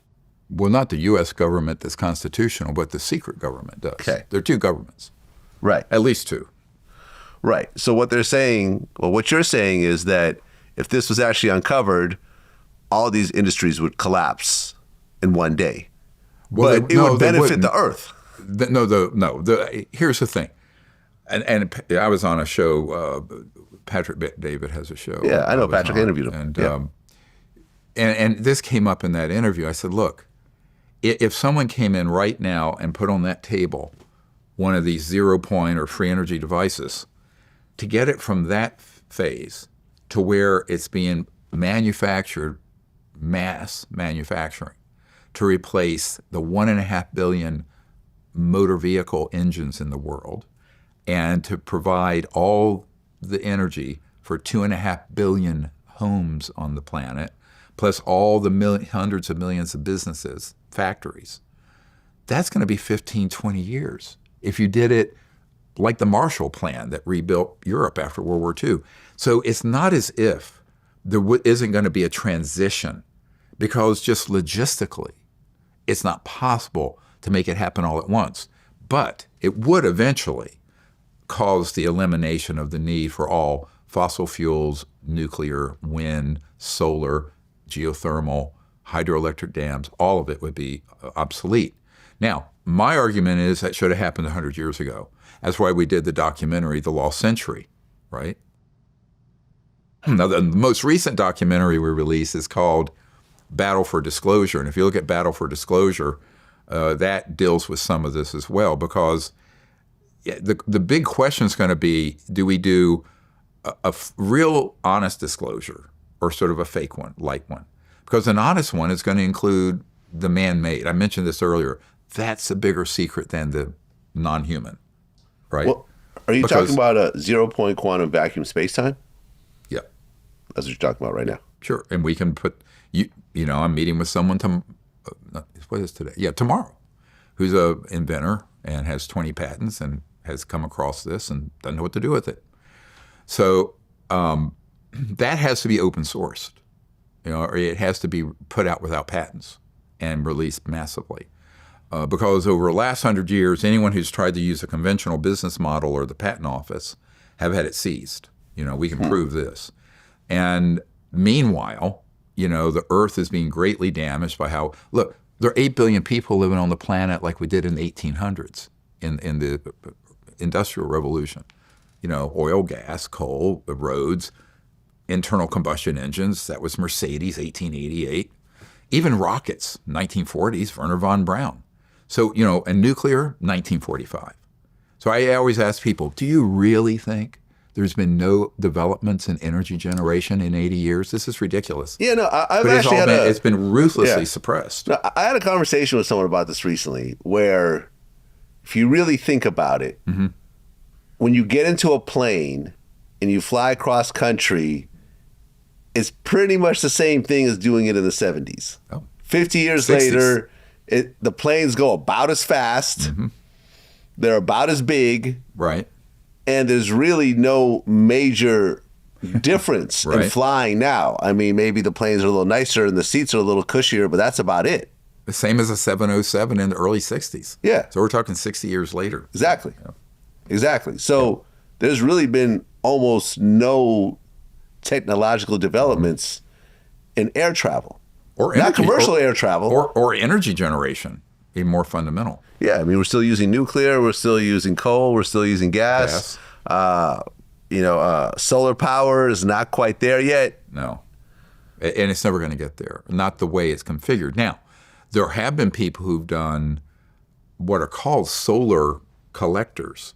That isn't just the normal photons, but all the energy that comes from the sun that rectifies it into very powerful, like something this big that would run your house. Those have all been confiscated. I've spoken to a couple of inventors. And if people doubt it, go look at the 2010 report by the Federation of American Scientists. It's in it may be in the briefing document here that I'm going to give you. It's the president's in the Congress's briefing document, redacted of certain things, but you'll have a copy. And people can order it now and go to drstevengreer.com and order this. It just came out this week.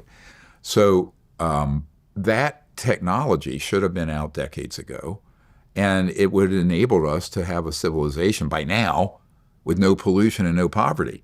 But of course, whether it was 100 years ago in the time of Tesla, the real Tesla, not the Tesla car company, or now, it's the same powerful industrial global interests that don't want it out, right? To the detriment of 99.999% of humanity. So at a certain point, I think that we're going to have to say, well, we have to start that process somehow. And this document, this research by the Federation of American Scientists found that in 1970, there was a solar panel as efficient or more than anything we have today, and it had a national security seizure order on it because the price point of that would have competed with coal and gas back then, 50-some years ago. So this nonsense, the abuse, here it is, the abuse of the National Security Authority under patent and invention laws, and that continues even if you don't patent your technology, stormtroopers will come into your lab and take it, right? You don't even have to apply for a patent once they find out you have something like that. So this thuggery, which is what it is, makes a mockery out of democracy, but also out of a free market. You know, everybody about, oh, we have a free market economy. I said, like the hell we do.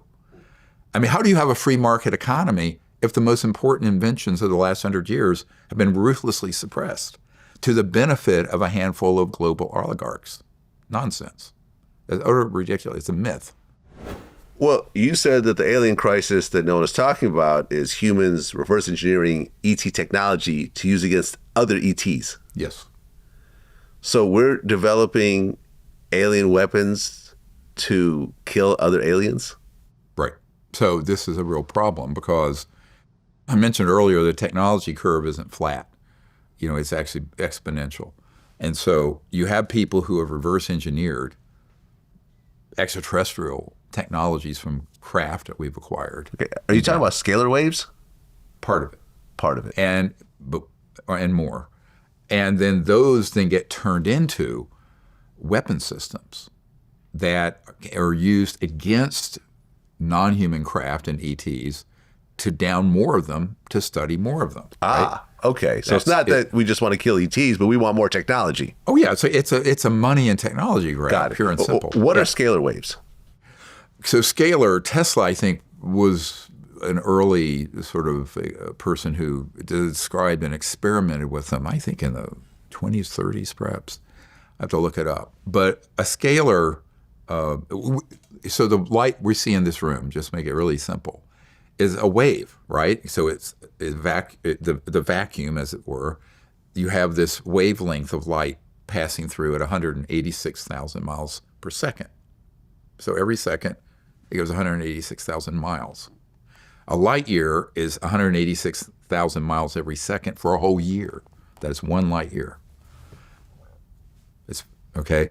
Now, imagine what if you had what they call a scalar. It's actually a point that comes out in a straight line. So it's not propagating in a waveform, which means it's multiples of the speed of light, which means it goes boom, like multiples of the speed. So when we detonated the first atomic bomb, for example, this gets back to why all the ETs started coming in force in the 40s and 50s, is that attendant with the electromagnetic pulse, which everybody knows what that is. You can put an EMP up above LA and take out the whole grid, right? But an electromagnetic pulse has within it a scalar signal that propagates at multiples of the speed of light and disrupts interstellar communication and travel. That's why it sort of rips the fabric of the 3D cosmos.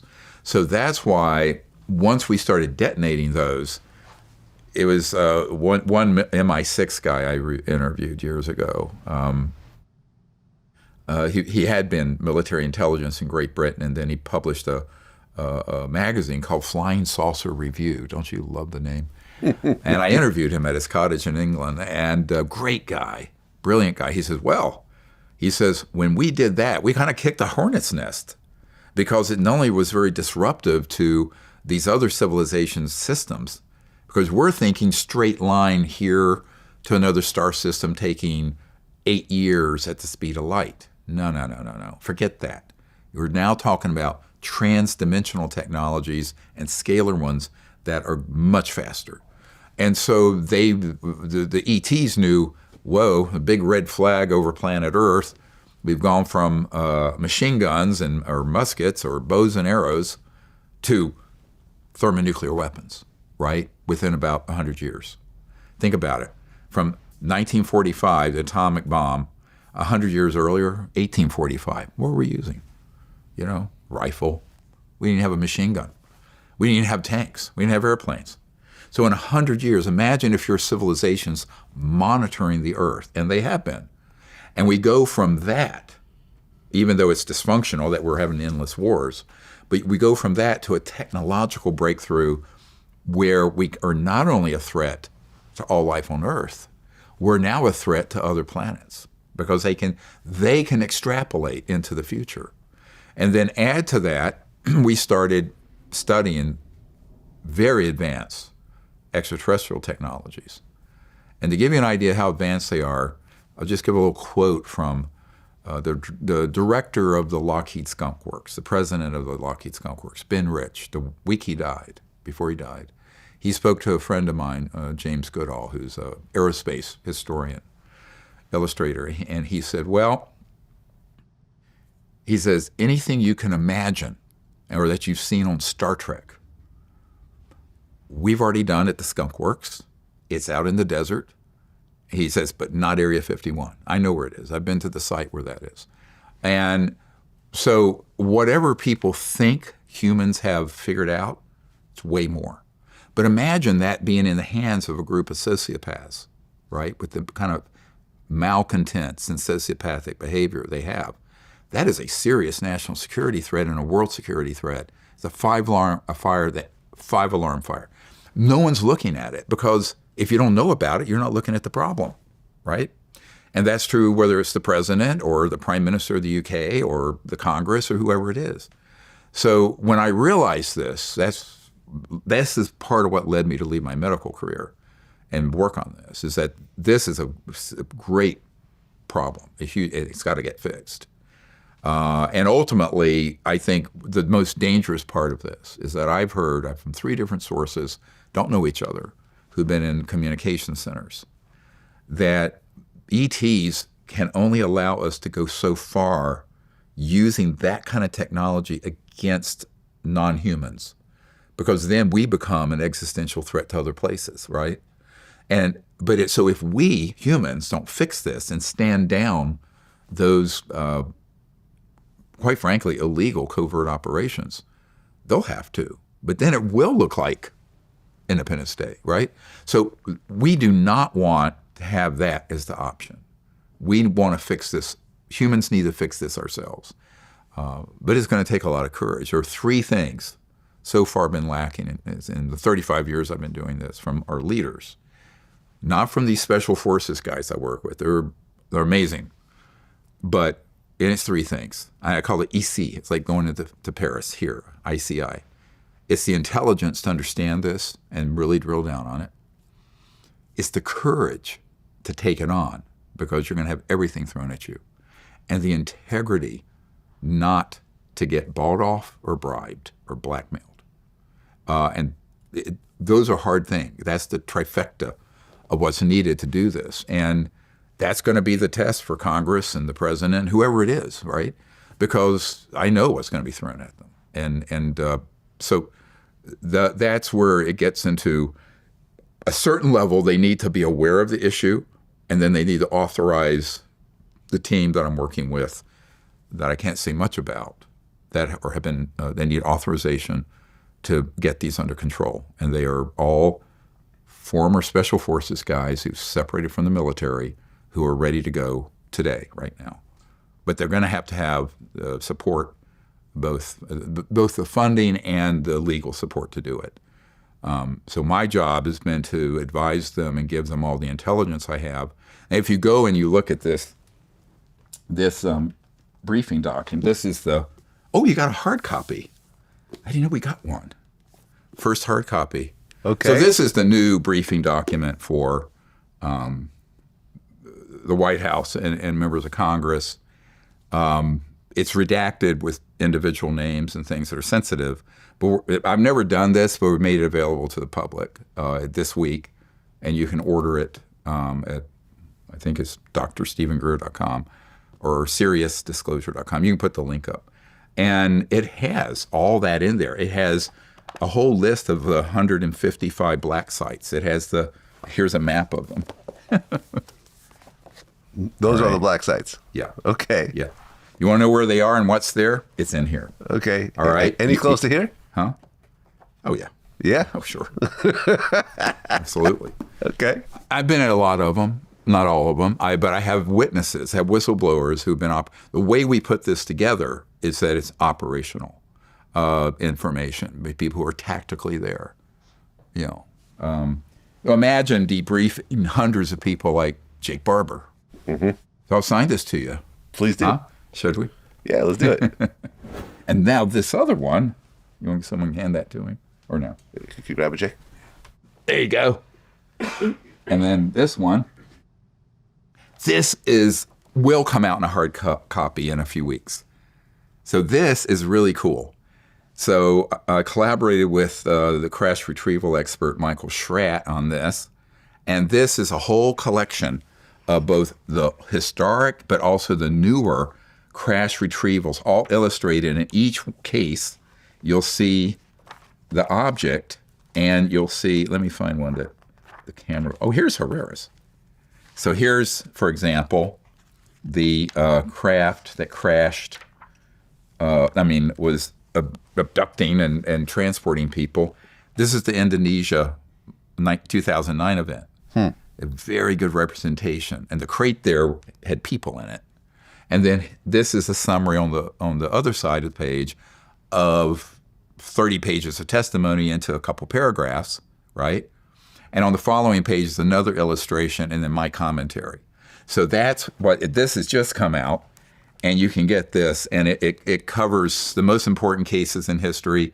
Every single one of them, though, we took out anything that didn't have a named whistleblower or witness who was there or involved, whether it was police, military, corporate, right? So this is just available too. I'll sign it for you. Thank you. Well, you claim that JFK was killed because he had fired Alan Dulles, who was going to release info on UFO secrets. And I guess you claim that Bobby Kennedy, there was a similar situation going on as well? No, he wasn't. You kind of got it backwards. Jack Kennedy was killed because he wanted to get the CIA under control and him back in control of these covert UFO-related programs and associated programs, energy, propulsion, all of it. And Alan Dulles, who helped start the CIA with the billionaire Paul Mellon, whose grandson I've been working with, he very interestingly said, what he said was, they were going to put through a federal review process. And I know RFK Jr. said this on some years ago on, I think, Larry King, and that President Kennedy was going to basically dissolve or totally reform the CIA.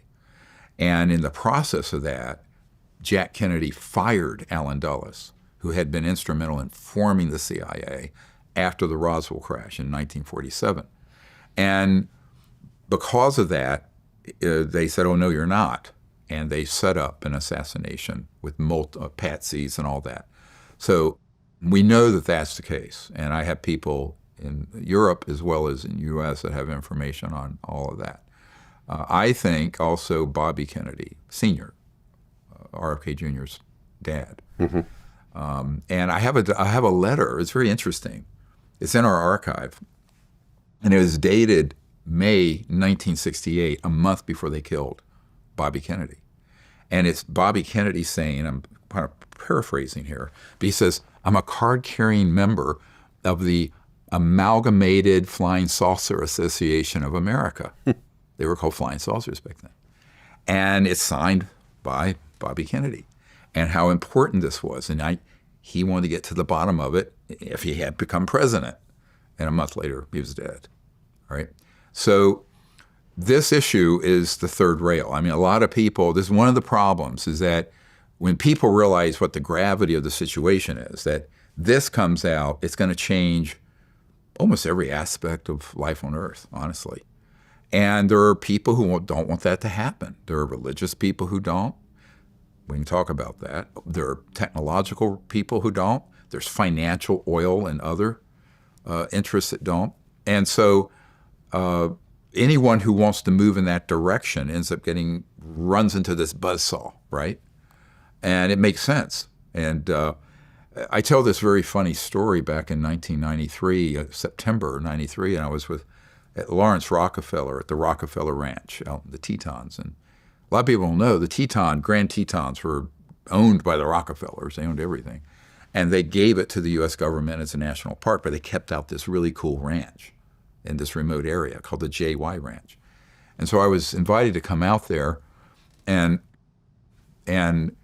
late at night, I was out on one of the decks by, there was a bronze statue of a Native American on a horse. I think it was a Remington original. And Lawrence Rockefeller turns to me, he says, "You know, Dr. Greer, no aspect of life on Earth will be unchanged by this being disclosed." I said, "I know, Lawrence, that's why it's so secret." And they've taken such extraordinary means, including killing a former president. But, and he did help. I mean, he hosted the Clintons there. He was a conduit for information. He was not involved in setting up the briefing I did for the CIA director for President Clinton. In fact, he was shocked that was being set up when I was at the ranch, and he was like, "Oh my God, really?" I said, "Yeah." He said, "What are you doing?" I said, "Well, I'm going to Wright-Patterson Air Force Base where some of the original Roswell bodies and stuff were taken. When I leave your ranch, I'm going straight there to meet with the director of that part of that compartmented operation." Well, you said in the spring of 2023, before the election, a team of people reached out to you who worked at black sites dealing with UAPs. Mm-hmm. And they were going to come forward with a bunch of evidence. That's what we were talking about earlier, yes. Yeah, but only a few seconds ended up being released. That's right. What was released exactly? Well, you saw the Jake Barber, the egg. Aha, so that was part of that same thing. Because Jake Barber was part of that, right? Part of that, yeah. Mm-hmm. Aha, okay. But there's a great deal more. What I said earlier, if you remember my comment on that, was that the plan was those folks were not going to be known publicly, and that it would just be an enormous amount of evidence and materials and video and stuff of these sort of operations that would get released. And we actually built a blockchain system to do it. We still have it. But then it was decided that would be too catastrophic, and that there weren't preparations adequate in either Congress or the White House to deal with it, and that to kind of delay that. Okay, so that's what I was referring to earlier. Yeah, right. Well, it's not just him. There's a whole group of folks. Yeah. Well, you had mentioned Michael Herrera before in this talk, and there was a 6-man unit that saw a hovering octagon UFO being loaded with weapons by unmarked U.S. forces who threatened him at gunpoint in Indonesia. Right. And you said he's the only guy I ever heard who actually talked about this and wasn't killed. Correct. I've never heard of someone witnessing an operation like that who wasn't subsequently killed. So everyone else who touched on this were taken out? Not on that platoon. I think that he feels like the only reason they didn't flat out kill him is that there were a whole lot of his other expeditionary force around. They would have heard it, known they were missing, and would have caught that operation red-handed. So I think they did a risk-benefit analysis, decided, let's let these boys live, right? But then when they went back on the ship, their Marine ship hooked up later, I forget what port, it's in his testimony, and like some guys came on and threatened them, took their phones, took everything, and basically made them sign non-disclosure agreements. So the other five men who were with him are terrified to come forward. Herrera's a very courageous guy, honestly, but he didn't know what was in that crate until Jake Barber was at the conference that I did in 2023 at the National Press Club and the weekend before at the Marriott.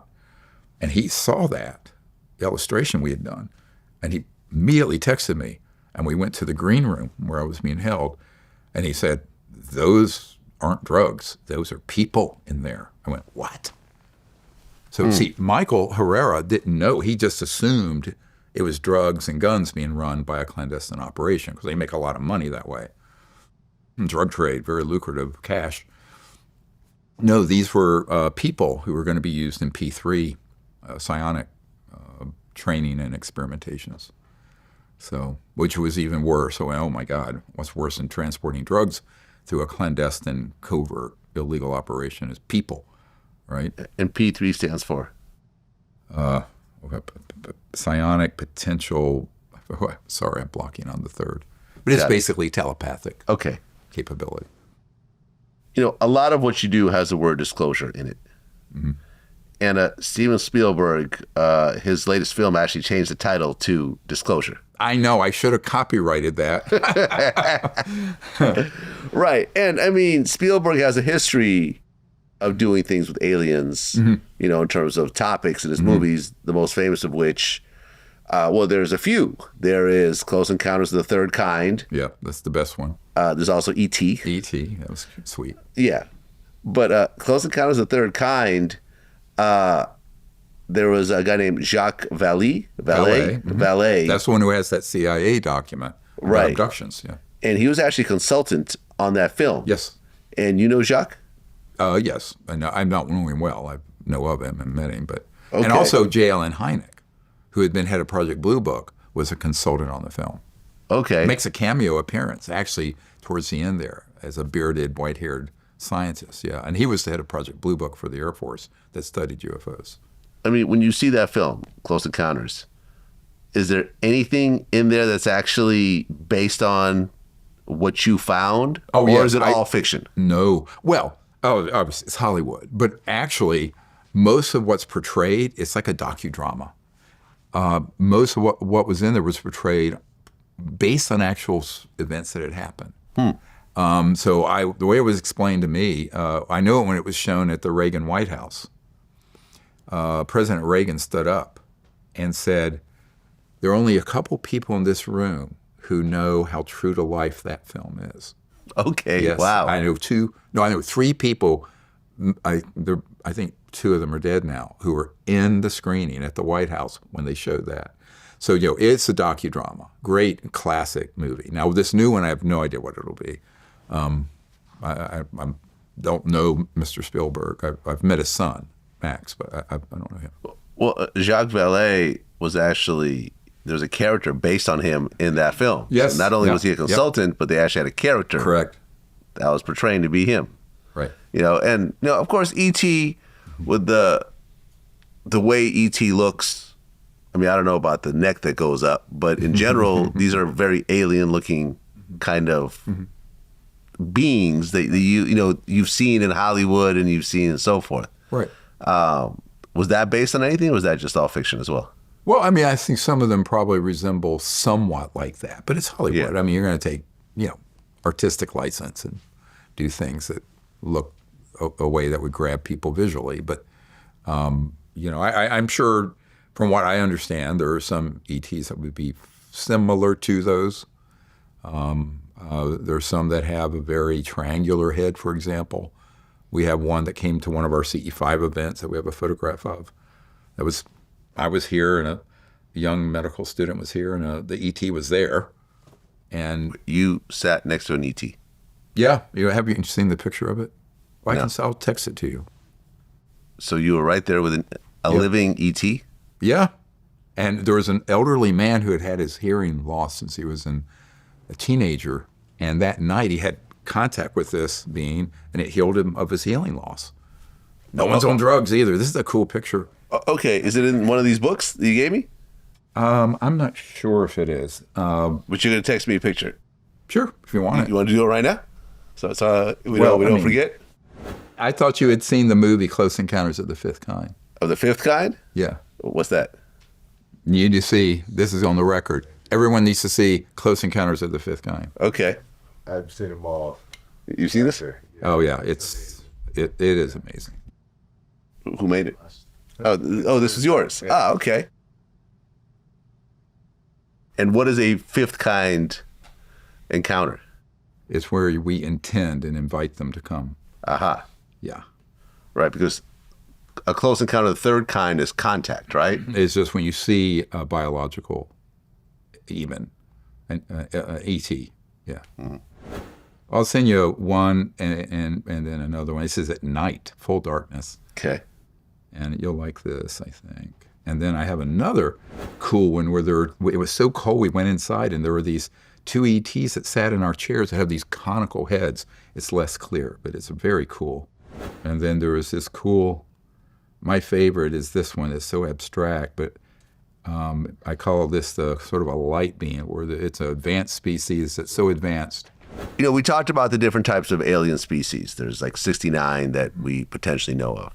Now, what's the difference between extraterrestrials versus light entities or interdimensional beings or plasmoids?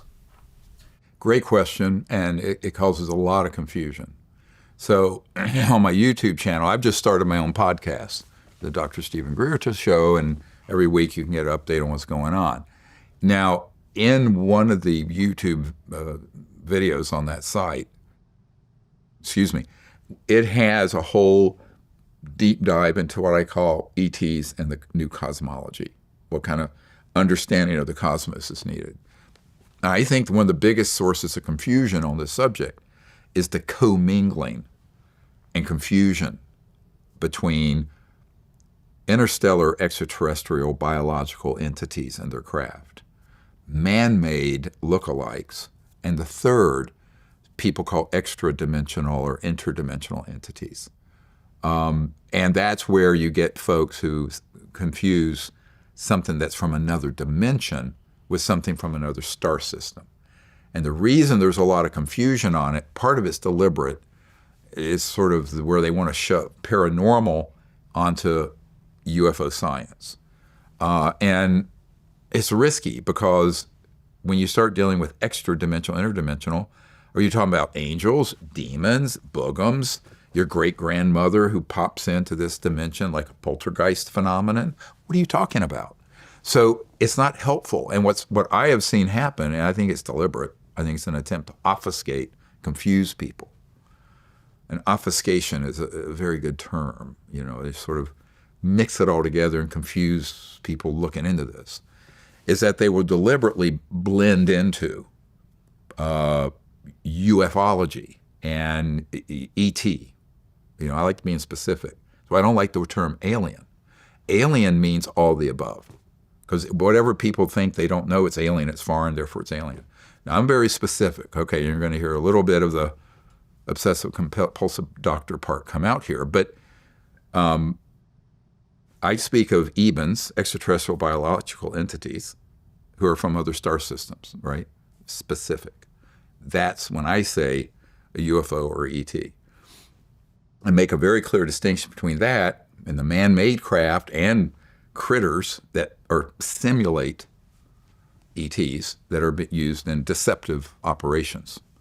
And actually, the proper name for false flag at the Pentagon is a deceptive indication and warning, deceptive INW. So the other is this extra-dimensional or interdimensional phenomenon, kind of like Stranger Things. And that's real. And you can actually have physical phenomenon happen and things that you see that aren't extraterrestrial or man-made, but that are from another dimension. So 3 things. It's very simple.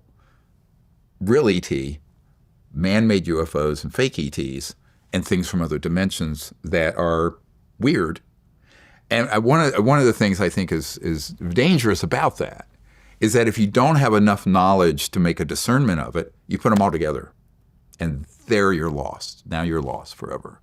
I think this is why Tucker Carlson, who's a conservative talk show host, he's been going around saying, well, the aliens are demons and they're demonic and they're... because he has been targeted with that same crowd of disinformation people with this combination of UFOs, and that's why I don't like the term NHI or non-human intelligence. Well, non-human is what? Dolphins. Some say they're more intelligent than humans. Wouldn't be hard to be. Cetaceans. Something from another dimension. Someone from another planet.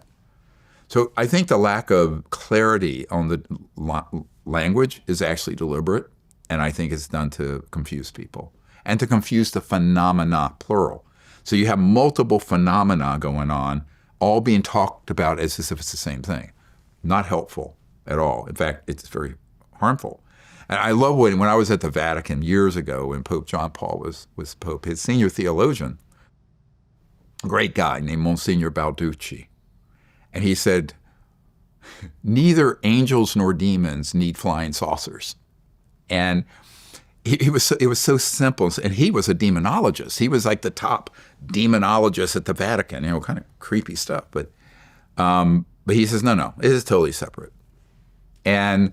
But I think there is a deliberate attempt in certain quarters to conflate, confuse all this different phenomena. And I'm so glad you asked it because it's actually one of the very first things in the briefing document on a one-pager for leaders in our country and elsewhere is, this is what's being confused.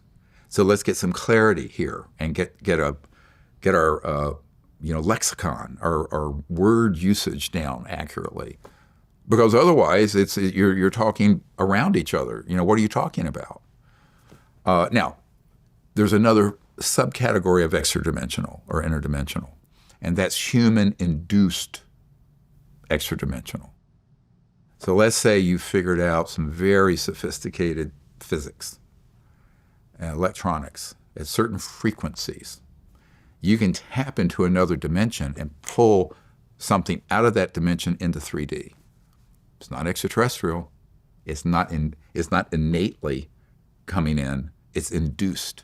That's what Skinwalker is. That's what the Bradshaw Ranch is. And I know how they do it. I know who's doing it, why they're doing it, right? But that's not the same as extraterrestrial. So, here's one of the problems we have. I said this earlier, a little knowledge is a very dangerous thing because what happens is when you don't have enough information, it's a very confusing picture. And in that confusion, you can be led to reach the wrong conclusions. And that's what's going on in the U.S. government and in the public and in the media. Are you familiar with the term cognitive dissonance? Yeah. Now, some people have accused people like you of cognitive dissonance in the terms of this. Like, we understand that within this solar system, there are no aliens. There right? are no innate ones that we know of. You go to any other planet, we've looked at Mars, Pluto, there's probably no life, Saturn, et cetera, et cetera, et cetera. So if there are aliens, they are from very far away. And even at light speed travel, they would die on their way here. So a concept that you use yourself is that they travel interdimensionally. Yep. Meaning that they don't travel the way that other physics objects in physics travel. Right. They travel through a different means. Could someone say, well, that's just cognitive dissonance? You're just creating since science doesn't support what you're, implying, you create a whole new type of science that can't necessarily be proven. No, everything I'm saying has been proven, is proven. And by the way, I always say these are TDIS. It's transdimensional interstellar. So you're not going to go in a straight line. You can't go to the speed of light and stay linear. You have to drop out of linear space-time. It's like an Einstein-Rosen bridge, if you look that up. Or, instead of it being a straight line, you're from here to here, look at it as a plane, a 1 point, 2 points. You take it like a piece of paper and fold it. So it's right here. So it's folding space-time. And that's the gravitational wave effect, and then you have that ability. Now, just because it's not being taught at MIT doesn't mean it doesn't exist, because these are classified technologies. But this concept, is like A Wrinkle in Time, Narnia, right? Where they actually take time, and instead of a straight line, you kind of jumble the line together so you could jump. But that's the whole point of the conscious quantum holographic universe. If you read the studies on quantum holography, every point in time, this is quantum entanglement. Every point in time and space is connected to each other. Now, that's been proven scientifically on the particle level. What we're talking about is civilizations advanced enough to do it on the macro level, a spacecraft full of people or whatever. And now, the fact that it doesn't comport with the textbooks on physics at MIT, so what? I mean, we're like one half the step out of the jungle scientifically as a species. I mean, a couple hundred years ago, we had what? Nothing. Horses and buggies. Yeah. So, I mean, and you're talking about a universe that's, 15 billion years old or something. So I think that this gets into this whole discussion of not everything that can be known is known in the conventional scientific world. In fact, I'd say almost everything we don't know. I don't know. Nobody knows. It's just this huge vastness. But certainly when you're dealing with civilization, and we can prove those are here because we have the bodies and the craft and all this stuff, well, how'd they get here? Well, they're not using the space shuttle, and they're not using SpaceX and a rocket. They're not. So then what are they using? That's the technology we're talking about. And it's been studied and developed. I think that this is a big, I always call this the big peace dividend down the road. Phase one of disclosing this will be the energy technologies that are just get rid of poverty and the damage we're doing to the biosphere and the oceans. Step two, once we have something resembling a peaceful civilization, what Michikaku calls a level one civilization, where we're not killing each other and destroying the biosphere. Once we become stable from that point of view, and we're no longer just killing each other over nonsense like we are now all over the world, then we can bring out the things that fly. So you'll be able to go from here to Paris in 3 or 4 minutes. And that'd be cool. Go there for lunch, come back. That's totally doable. It's already with technologies that exist. But you can't let that out now. Because if you let that out now, it's a missile delivery system for every terrorist in Mogadishu. Well, right? I mean, so if you go from... there has to be a process. Yeah. I mean, if you can go from here to Paris in a couple of minutes, that means you could travel to Mars in, what, a couple hours maybe? Well, really, when you ramp these things up, about 30 seconds. That's what the band, 30 seconds to Mars. I gave a talk a long time ago about getting to Mars in 30 seconds. So, right. So yeah, but which means that you could actually reach other planets that have Earth-like environments. We haven't been allowed in a human lifetime. Yes. Oh, the next day or a couple of days. The reason we're not allowed to do that at this point is that the extraterrestrial civilizations don't want us out there too far until we become civilized. Now people say, "Oh, we are civilized." I said, "We're not civilized. Come to my ER on a Saturday night if you think you're civilized." So what you're saying is the aliens have human civilization on a short leash.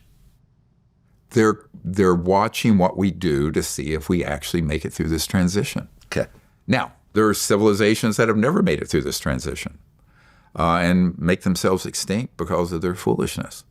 And we might be one of them. We may be. Well, this is to be determined, my friend. We're well on our way to that. Yeah, we are. I mean, it's like when Colonel Bearden said, "Now, don't get me wrong." He's from Louisiana, highest IQ, one of the highest IQ guys I ever met. He said, "Now, don't get me wrong. The fools may blow it yet." It's a great interview with Colonel Bearden. It's in our archive. Brilliant guy, absolutely brilliant. Physics, and he had been a lieutenant colonel Army, knew about all the new energy and free energy stuff. It was just a genius. But I think that is the big question. So it is sort of an existential question and crisis. The only way, here's sort of the bottom line on that, the only way we can go forward and have a society here is that we become peaceful. And we can't go out into space and be a bunch of war-mongering fools either. So that's why we need a space treaty. We need a treaty that says we're not going to put weapons out in space. We're not going to target these ET assets. We're going to stand those systems down. We're going to do an official CE5 ambassador outreach to these civilizations. So instead of shooting them out of the skies and hijacking them and shooting them, we're going to create a global rapprochement and peaceful approach to them, which is what should have happened in the 50s. Eisenhower wanted that to happen. He got subverted. This is why no president has control over those covert programs since Eisenhower, since about 56, 57, 58. Well, Dr. Stephen Greer, you actually brought someone with you, Tony Ferreira, who is a former commercial pilot who actually worked for a major airline for 25 years. And you've actually had experience with UFOs. Yes, I have. Well, tell me what you've seen. Well, I've seen many while flying, but probably some of the more interesting ones, I'll say, would be an orb appearing in front of me that not too far, that would seem that it would be another airplane, let's say, about the same altitude, bright, quite large, larger than it would be an airplane that would have its landing lights on. Because up at altitude, with the landing lights on, it could appear like an UFO, but this would be larger than that, and I'd be observing it. This particular one, looked at the co-pilot, and he's seen the same thing. In this particular case, I was about to ask Air Traffic Control, LA Center at the time, if there was a plane or something in front of us, and then it didn't materialize right in front of our eyes, changed colors like in the blink of an eye, and then disappeared. That was one. Another one, we see again, actually we're observing the satellite up in the sky, and then right in that same direction, a little bit lower and much closer, because I know what satellites look like, right? And we're commenting, me and the co-pilot, on the satellite that we're observing. This light appears in front of us, and I've seen many, like I said, over the years, because I'm looking. People have asked me, Tony, why is it that you see so many? I said, well, for one, you got to be looking, and I'm constantly looking, because I've had an interest in this most of my life. So anyways, this light, just another light appeared right in front of us, in the same direction that the satellite was at, but much closer and near. And I said to my co-pilot, this was the first time we'd seen something like that. I said, keep your eye on it. And I'd say maybe 3 seconds goes by, and then it dimmed and then shot to the left. Right. Just like in a blink of an eye. Right. Well, do commercial planes, do they have some sort of video recording equipment that happens, or no, that's not a thing? No. So you'd have to pull out your cell phone and actually record it. Yeah. Now, we talked about how you were a pilot for 25 years. I mean, yeah, 20 years ago, phones didn't really have cameras. I get it. This, in the last 5 to 10 years, video cameras improved on iPhones and so forth. So correct. Did you ever have a good quality cell phone with you where you actually pulled out your phone and recorded it? During the day. At night, no. But because I've shared my stories with colleagues, friends that are pilots, and also mentioned to them, have the presence of mind to pull your phone and record it. I do have pictures on my phone that friends have taken at night of lights. And recently, there's been a lot of reports of it. I mean, we're hearing it all over from different sources of pilots actually recording these. But at night, you wouldn't be able to tell the difference from the picture that I took from the stars out there. And sometimes the flash on the will be on the phone. It just lights up the cockpit. Excuse me, but I have a very clear one of an orb on my way over to over the Pacific from the mainland to Hawaii that I recorded. I mean, based on your relationship with Stephen Greer and all the information that he shared over the years, do you think these are extraterrestrial machines, or are they man-made, human-made machines that are made to look like something extraterrestrial? That's a very good question. Both. And I can tell you, this might be interesting, yes, but it plays into the C5, work that we've been doing. There have been times that I'll be in the cockpit, looking at the sky at night, usually, and usually on cross country, transcon flights where we're flying for hours on end, and it gets boring after a while. We converse, we chat, we talk, in the cockpit amongst ourselves, visit, and then we run out of stuff to do. So I tend to dim down the lights in the cockpit, and I look for shooting stars or skies out there, and I'll often get into, or did, retired now, so would get into a meditative state. While flying a plane. Yeah. You don't see anything wrong with that. I'm in a meditative state right now. But there's also not 500 people depending on you being completely conscious during this time. You can fall asleep if you want, and no one will be hurt. The meditative state that I'm talking about is one of heightened consciousness, awareness. It's the opposite of what you're talking about. It's the opposite of what I'm talking about. Okay, 100%. Got it. Yeah. Well, By the way, your best Top Gun pilots Yeah. have that faculty. Okay, I see what you're just a hyper focus. Yeah. Have you heard the term of being in the zone? Yes, that's what you're talking about. Similar. Got it. Yeah. Well, I looked it up. Commercial airplanes are equipped with AWR, airborne weather radar, Correct. right? Now, would this type of radar detect other ships close by? Not the radar. We have TCAS, which stands for Traffic Collision Avoidance Systems. Aha, right. That detects other aircrafts, but not ET or man-made. So you're saying that this radar you had didn't detect any of these ships? No.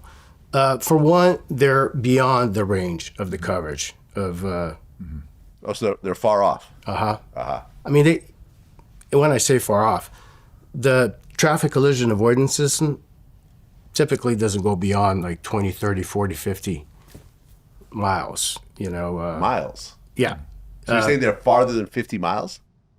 Well, some of them come to, Did you even I should see say something that far? the radar, the radar could go beyond that. It All right, wouldn't- but it you're would- describing these ships as being relatively close. Oh, yeah. So, well, some are I would estimate to be in inner orbit. Some of them could be in outer orbit, but some, yes, close. The one that I recorded during the day, I would estimate that it was maybe just a couple of thousand feet above us.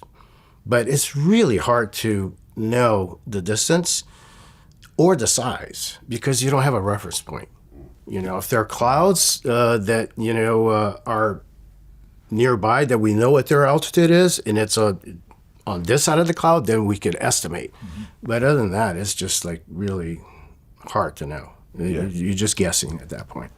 Well, Dr. Stephen Greer, it's our third time. Definitely appreciate it, and I appreciate you bringing Tony Ferreira with you. Well, he's out here helping. He's a great guy. Been with our team for years. And another person. we have lots and lots of pilots on our team who are commercial. Yeah.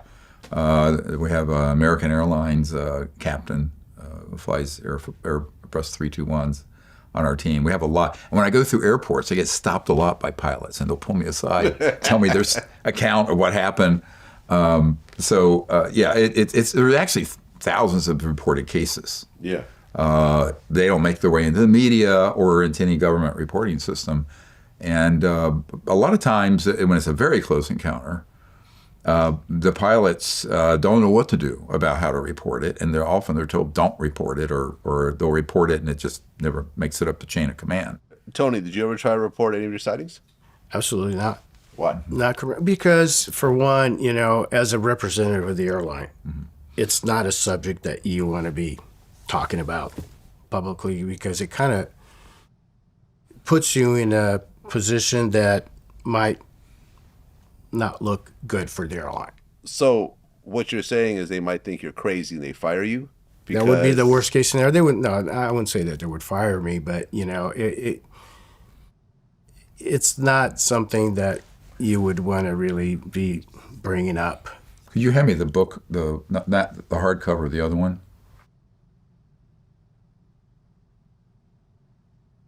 All right, this is a very famous